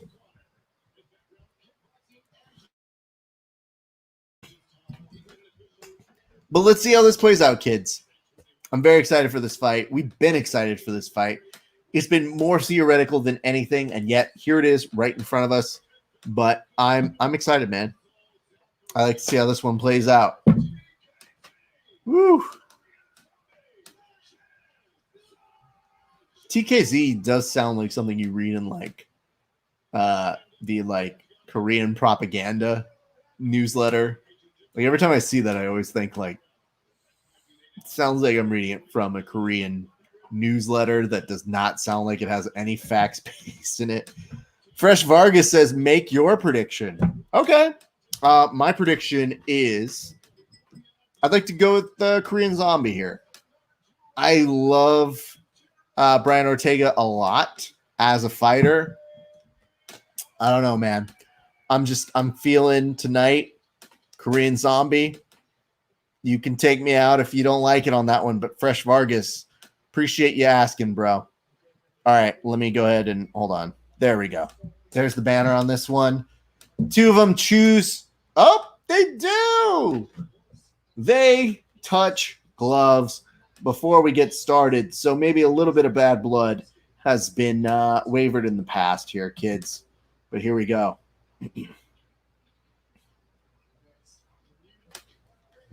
All right, 3, 2, 1. Fight starts right now of 5 rounds. We are in the first. 4:55 on my clock. Hopefully it is something close to what you have on yours. Zombie is already starting to try and press the action. Ortega sitting very nicely in his stance.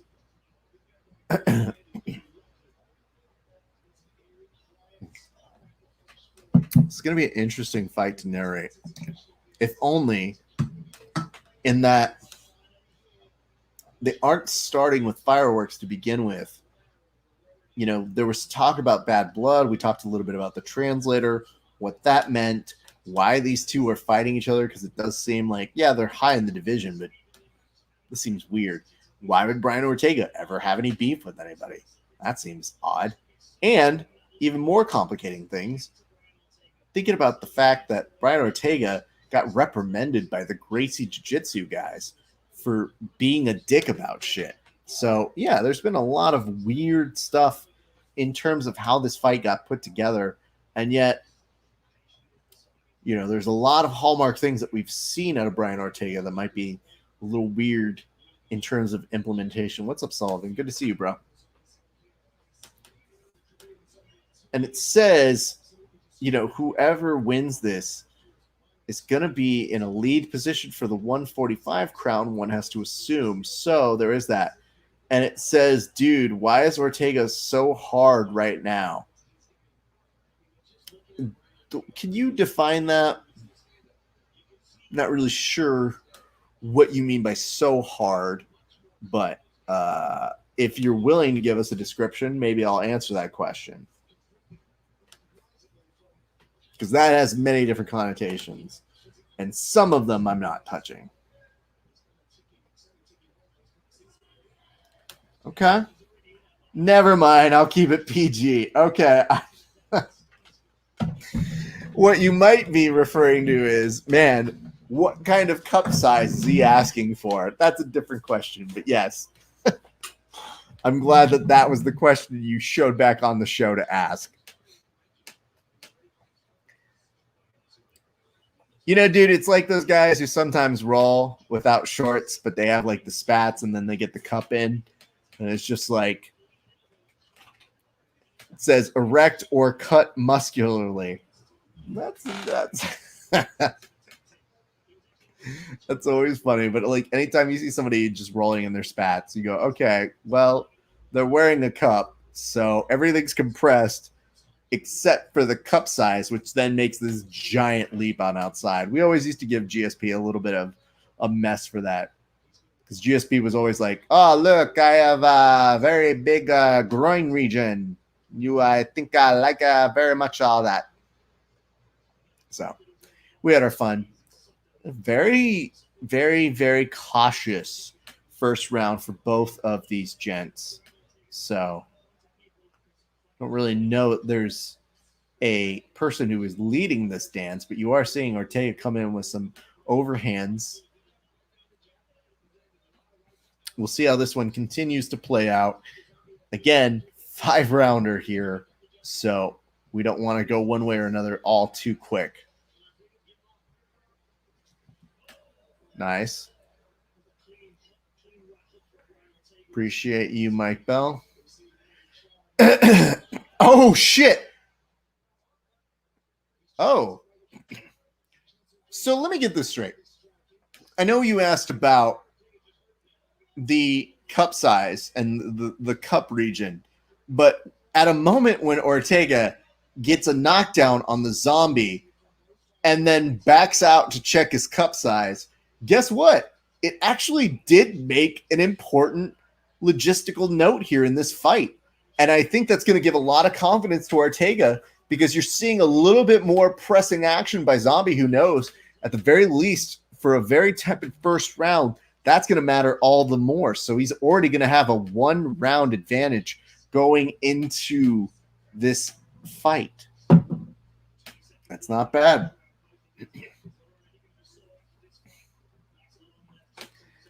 All right. Last 10 seconds of this very beginning of the fight between the two. Ooh! Ortega catches a foot, and then you see Zombie try to spin for a back elbow. Does not get anything to it. What's up, Drew? And, man, interesting first round here. So you have to believe that first round is going to go to Brian Ortega if you are keeping tabs on it. Anyway, good time to plug you guys. If you give us a like and a share on Facebook, we give you a toast on air. If you give us a subscription on YouTube, we will also give you a toast. To our friends watching on Instagram, give us some hearts. Give us some, Lucky Charms bullshit, moons, all that sort of nonsense. Give us all that sort of love. We always appreciate it. Ortega looking very, very composed over on his side. A little scuff on the top of his left side of his face. And over here, Mike Bell is saying T-City 10-9. And I would agree with that, especially on this catch. Ooh, great moment for one T-City. Let's see how the second round plays out here, kids. Round 1, 2, 1. Brian Ortega. Round 2 coming up in just a second here.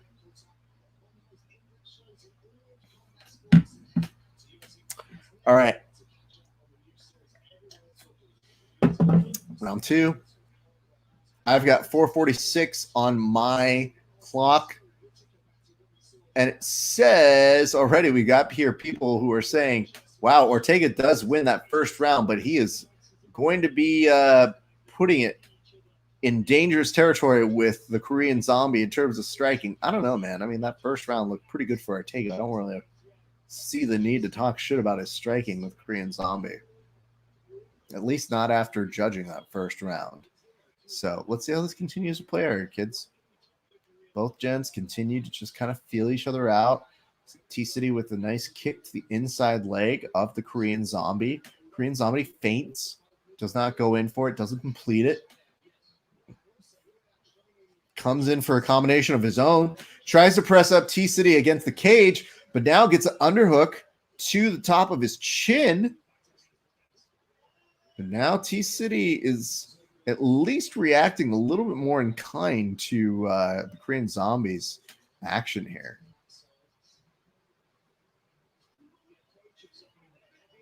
This is very intriguing to see how these two play. I appreciate the way that you are seeing their integration of their styles. Right now, T-City's just so relaxed. Ortega, like, I don't think he seems bothered at all. Clinches in for a nice little single here. Doesn't quite get a takedown. Instead, tries to come over top very quickly. Nothing there. What is up, Just number 1? Appreciate you joining us. Nice little jab there by Brian Ortega.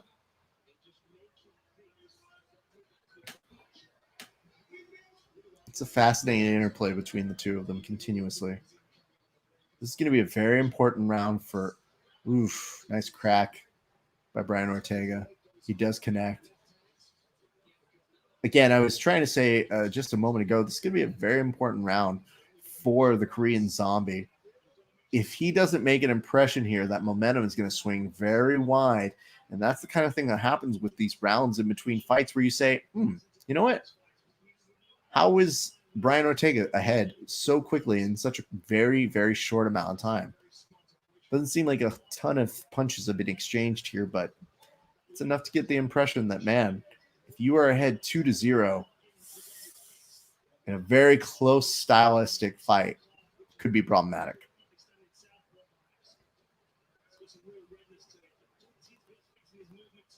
Okay, 2 minutes left in round number 2. Nice little teep kick right over there for one Brian Ortega, who's going to start trying to attack the legs here, I would assume.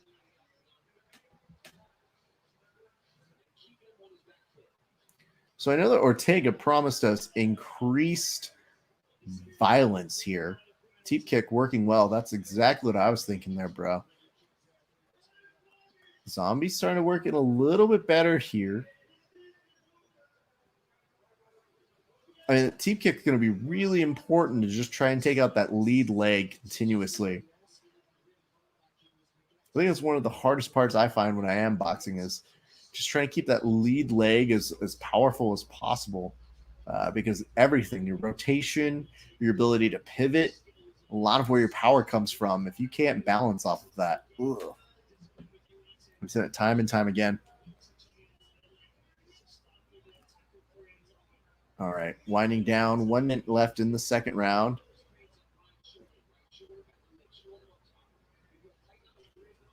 Ooh, timed it beautifully with kind of like not even a spinning back elbow as much as it was a spinning back shrug. And now there is a dogfight that is happening with the advantage going to T-City Ortega, but Korean Zombie finds himself getting back into the thick of the fight. Ortega comes in for a single leg. Zombie up against the cage. Now he gets taken down. T-City's going to have about 27 seconds to work here. That's not going to be enough. But yes, that spinning back elbow. T-City trying to shape him up for a little bit of that guillotine. Does not get it. I do notice here it says he is putting on his right hip, spinning bolo. Indeed. T-City in mount. This is definitely going to give him, in half at the very least. This is going to give him the second round as well with that spinning back elbow.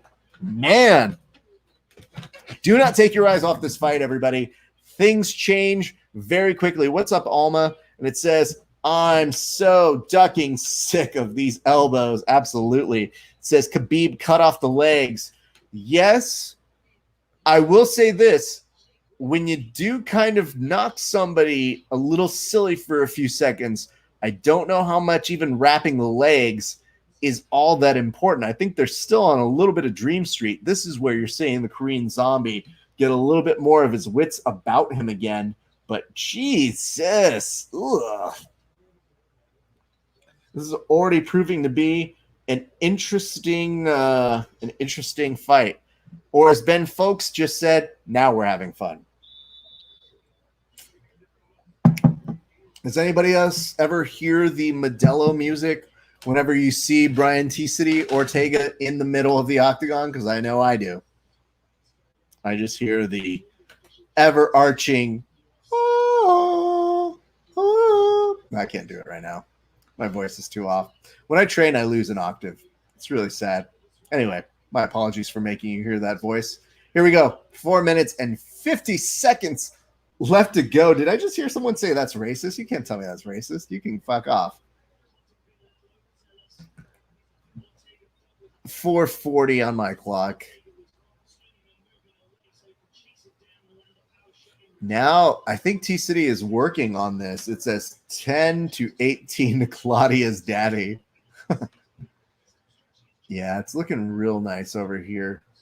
I know what you mean. There's no way anybody scores 10-18. 10-18 means one person died and the fight is still going on, by the way. It says, what a wonderful elbow from Fresh Vargas. Yeah, absolutely, man. That was incredible. It wasn't just well-timed. It's really powerful. I wouldn't expect that much to have that much impact, but we're seeing already a few minor little issues for the Korean Zombie. So we'll see how that continues to play out. As I mentioned earlier, I was rooting for him to maybe pull off a win here, but T-City is looking very composed, very nice in this fight.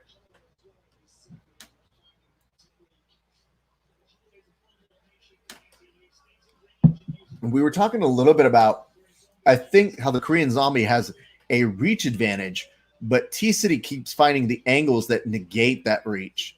And again, back to the teep kicks. Want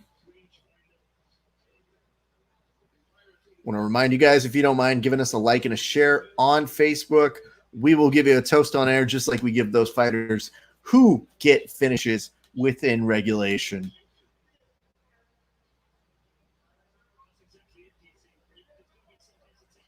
Ooh, nice kick to the body by Brian Ortega, who's now starting to ramp up some of these kicks, especially in the middle of the round. We're about to get to the halfway point of the fight, and Ortega looking very solid all the way through.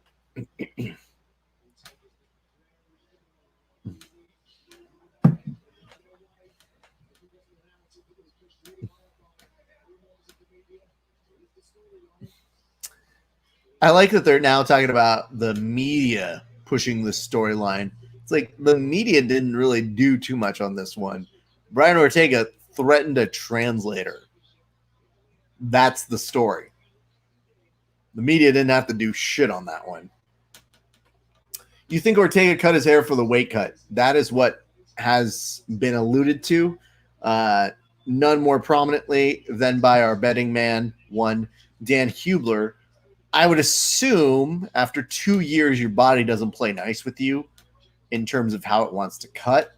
So it is entirely possible, especially during COVID when you have flights and all that sort of shit. Yeah, I would bet on him cutting that. As nice as giving that hair to cancer kids sounds, that sounds like something you can figure out like after a fight. You know what I mean? Ooh, nice work to the body here. Andres Hale says, man, Ortega is sharp tonight. He really is, dude. He's looking very, very solid. I think the hard part is I don't see any part of Korean Zombie implementing his game. And it says weight cut is going to come into effect rounds 4 and 5. Maybe. I would like to see some sign of that going on right now. I don't disagree with you, but Ortega's looking a real sharp continuously. Maybe the output might come down a little bit more, but I'm seeing very little signs of him getting fatigued, especially as we exit this third round. And yes, continuing to look at it, it does look like he ordered maybe a wrong size cup. Like it just seems absurdly off. Ortega has been ahead 26-12, 18-19. No, in round two, actually, Zombie scored more on the strikes. And then in this round is essentially a 2-1 favorite in terms of striking against the output of one, the Korean Zombie. This is not looking super good here for young Korean Zombie. Instead, it looks like we're about to go to a fourth round in just a few seconds here. Ortega tried again for that spinning back elbow, does not get it, but just to give himself a little bit of distance, gets a nice up kick very quickly while standing. It's a one-sided affair in my opinion. Ortega has led all three of these rounds very easily. Zombie needs to pick up the pace. A man that beautiful had to have a piece. It said, what did Ortega do? Put all of his hair in his cup. I mean, Ortega, I think, cut it for the weight cut, but is donating it to the children, so none of us can really talk too much shit about it. I would tell you this. Ortega is a guy who was one of the better looking dudes in the UFC, but without the hair, things level out a little bit here. He's got that, what is that? Puts him in the same region as a Joe Lazon, and he does not look like he has Joe Lazon face. So, but yes, I like the idea of saying, what did Ortega do? Put all of his hair into his cup. It's just odd. It looks like he's in an 80s hair metal band when they used to put fucking junk like extenders in their pants. Or better yet, go watch Hammer in the pumps in a bump video, because MC Hammer, when he went gangsta, has the most ridiculous codpiece anybody's ever seen, ever. It says America History X look. Yeah, he does kind of have that. This is agreed. Not as good looking without the hair. I'm really glad that that's the shit I'm getting extra comments on, that people are like, agree with you, Raph. That's a very well articulated point about this fight. His hair does not make him look as pretty. Woo! 4 minutes left. We're seeing the leg strikes here. Now, that's interesting to look at the head and body and leg strikes, because at least from the head strikes, it is fairly close. The body is where things change a little bit between the two fighters. In round 4, and again, I think we talked a little bit about this, Mike. You were mentioning the output of Ortega is going to come into play in this fourth round. He looks very crisp, very solid right now, dude. Checklist says, we all are comfortable here, right? Yeah, absolutely. We're good, bro.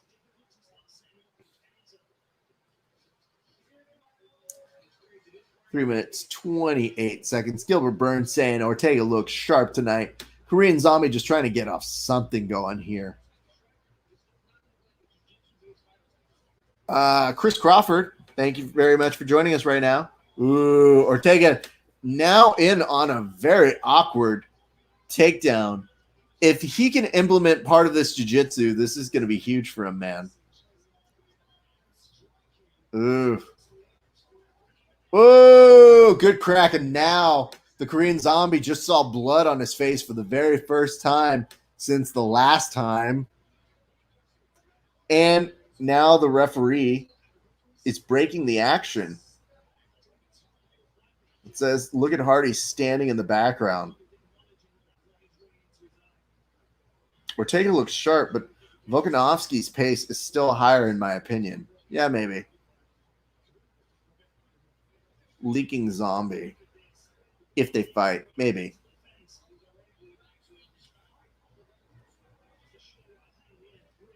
Ah! All right, 2:40 on my clock.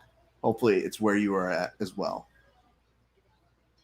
It's interesting. This is a very strange face. It says eyelid looks like. Waiting for it. Let's see what you got here, Mike Bell. Tell me what it looks like. Yeah. I mean, I'd love to see Korean Zombie let it go a little bit more here. This is a tough position, man. To be in the fourth round, you're gonna be down all 3 rounds. And by the looks of it, with that last pop that Ortega got on you, you could be down 4. And it looks like part of the strategy is to try and get Ortega against the cage and go nuts there. The issue is that Ortega's been very consistent about every time Korean Zombie tries to push him up there, he cuts the angle, gets right back out, and counters very beautifully. What's up, Krista Jiu-Jitsu? Great to see you joining us back again here tonight.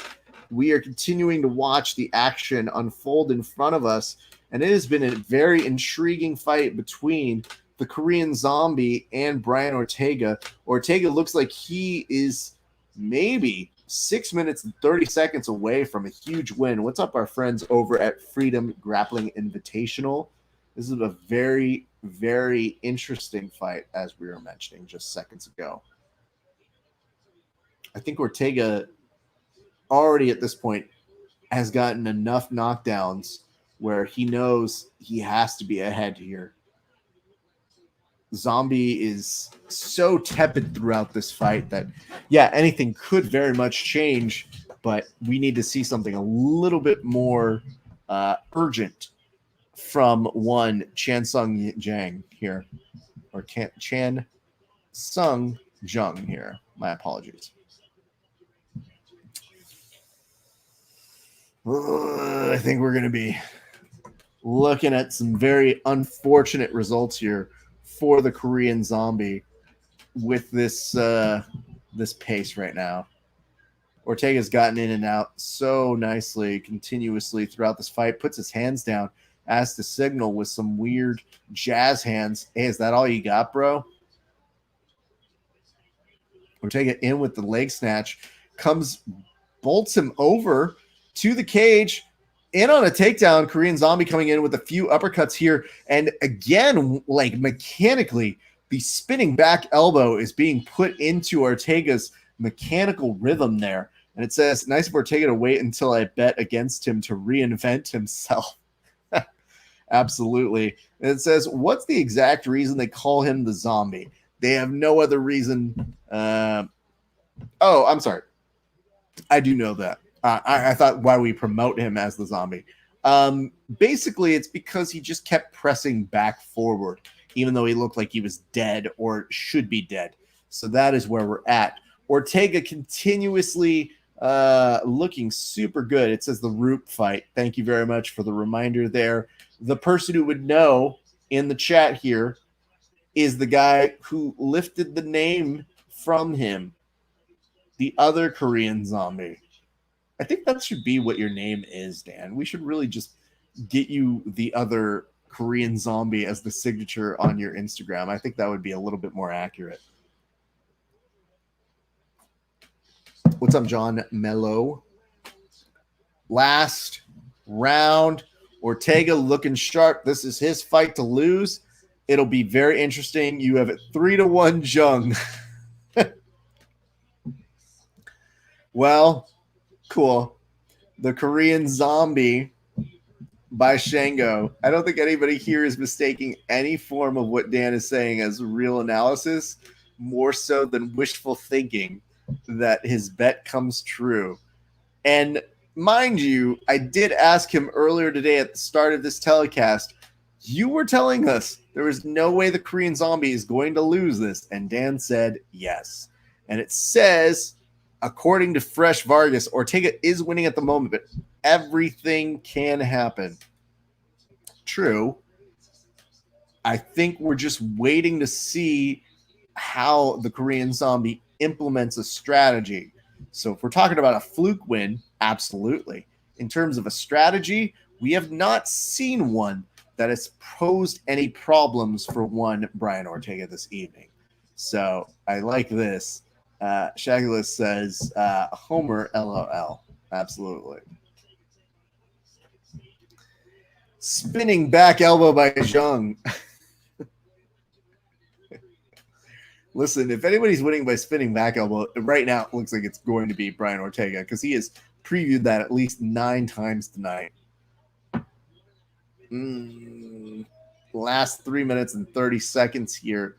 And Ortega has, all things considered, started popping up on the face of the Korean Zombie in a way that's making me concerned. It says, looking like a 10-8 Jung Rat. You know, if Dan is not going to get you right on the betting line, he will go down in a blaze of glory on humor. I will say this. Kelvin is asking right now, who is winning? Well, if you listen to our good friend Dan Hubler, you would assume it's the Korean Zombie. However, that's not at all based in reality. Right now, Brian Ortega is ahead probably by all rounds. And we're in the 5th round with 2 minutes and 30 seconds left to go. But as our good friend Fresh Vargas reminds us, everything can happen. I think the phrase is usually anything can happen, but everything can happen makes it sound like, well, not only did one fluke thing happen, but 29 fluke things happened all at once. Shackleton says it is Fight Island. That is true. We have seen 2 decisions tonight that we didn't really necessarily agree with, but what are you going to do? 2 minutes left to go.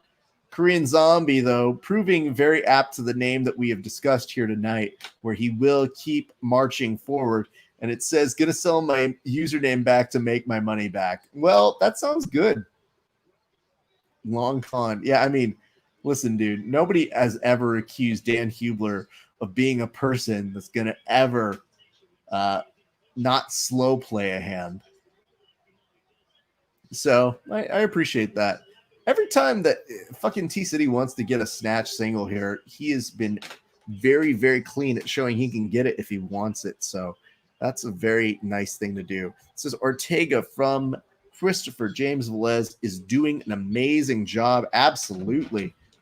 I mean, he has neutralized every part of the Korean Zombie's offense, looking probably one of the best kind of Brian Ortega's I think we've seen in a while, and this is a pretty game competitor. Korean Zombie now starting to try and put it on, maybe recognizing, shit, I've got 1 minute to win this fight. That's not good.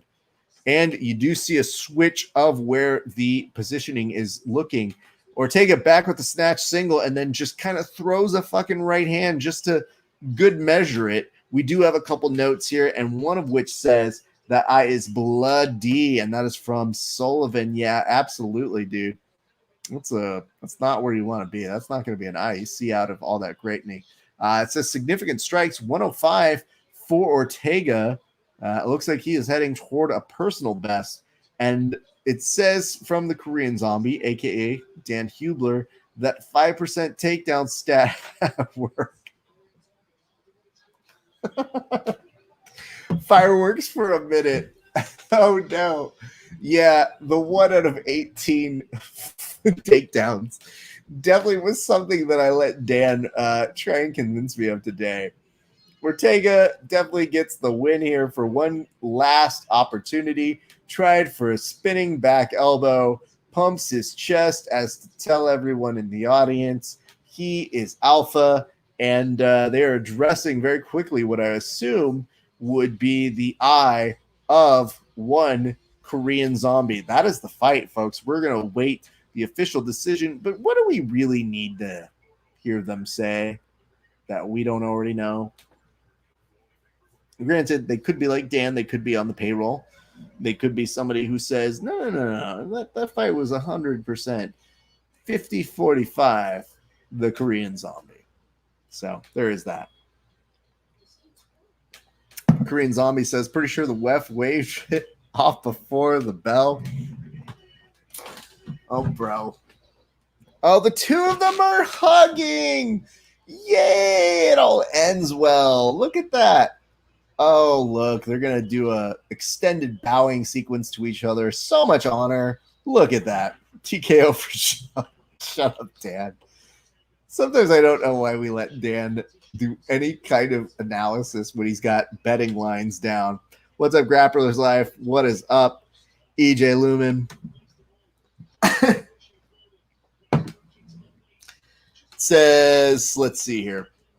Well, we're waiting for the official result, but we know the result. We just need to hear them make it official so that we can all start to wind things down. Korean Zombie coming on over has some blockage on the eye from bleeding and then takes it off and says, I don't want this fucking shit. So much respect, so much os. It says, that was a great fight. That comes from Grappler's Life. And it says, to be fair, I thought that Ortega wouldn't be able to make this a grappling match. I just had no idea he could box now. Yeah, sure, dude. There's no Modelo commercial that really talks about his boxing. Well, let's hear what he has to say in the post-fight press conference moment. Are you allowed to wear shirts with sponsors at the end? I don't even really pay attention to this, but I guess that's what it is.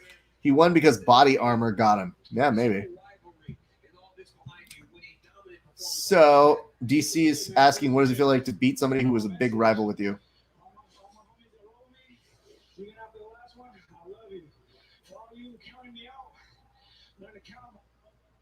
Oh, well, it sounds like that one was for you, Dan Hubler.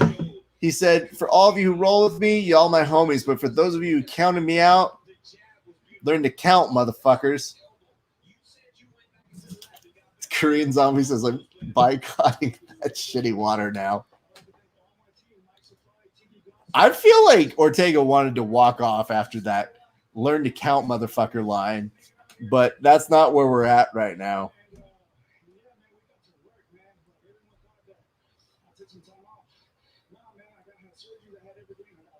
So T-City says, everybody thought I took some time off, but I got right back to work, everybody.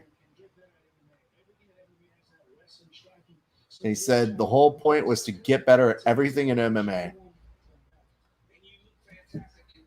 James Velez says, well, screw you, ESPN.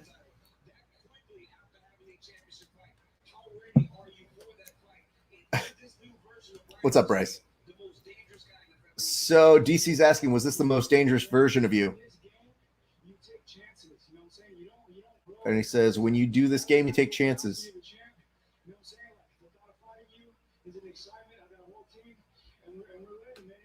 And he just says, man, we're ready. We're ready for everything that comes through our way. I think that he is ready to walk off, which is a good way for us to say, all right, let's wrap this shit up. I have a couple comments here. What's up, Bryce? How you doing, bro? You training? You getting in good work? If so, we got to get to training soon, sir. Korean Zombie, not missing a beat. Not the real Korean Zombie in the cage. The one in our... Oh, no, he threw the flag down. That's not good. Don't throw the flag down, bro. That's not how flags work. You'll get really dicey about that shit. Yes, our Korean Zombie, Dan Hubler, just said, life's a risk, Arnav. It is nice when you do have an Asian person telling you that life is a risk. It just shows that we've come so far as a nation. Parrots. Content from different cultures. That's the beauty of America. We'll not get into that one here tonight. Let's do some reminders here, folks. Next week, we're going to have another one of these fight companions. Though I think, don't quote me on this, I have to train in the morning. I think we're going to do the main card, but we're going to bring a panel. And by a panel, I mean we're going to bring about maybe 3-4 people to watch the show with us. Also, Lemonchenko is coming up next, so we'll keep the eyes and ears on that one, but we're just not going to do one of these for that. Also, I should tell you this. It says, Fresh Vargas says, thank you for your streaming. I appreciate that very much. I appreciate that from Mike Bell. It says, have a good night. Keep up the good work. All of you guys are so amazing. Joffrey, thank you for a great show. Look at this. You guys are making me actually take time out of this to say nice things as opposed to being a dick as we start to close things out. I would say this to you, folks. Next Saturday, we should be back here at 11 a.m., if not maybe a few minutes earlier. It just depends. But I will be doing more fight companionry. We'll have a panel. We're going to have some fun. I want to make sure that you guys know. It will, unfortunately, just be on YouTube. and on Facebook and on our Periscope at Grappling Hour. So those of you watching on Verbal Tap, just know we're going to do it on the other channels. But we're going to bring not only a panel together, but we're going to have Dan come back with his fight predictions. We're going to make it a full show for your viewing perspective. And also, tomorrow we should have some kind of version of Over Under Kevin without Kevin. He just got married, so he's going to be off for a couple weeks, but we got to do one for UFC 254. In addition to that, we will also be doing a new episode of Grappling Hour. I believe that is scheduled for Tuesday. Also, give some love to our friends over at NogiBJJGear.com. Use the promotional code GrapplingHour15 to take, 15% off of whatever you put in your cart. And also our friends over at DodgyCollective.com. Those are the sponsors. You are the fans. We love you. We appreciate you. We want to see you right back here next week. That's right, next week, at the very least at 11 a.m., if not earlier. My name is Rafa Esparza. It has been a great day for grappling. We'll see you back on the mats eventually.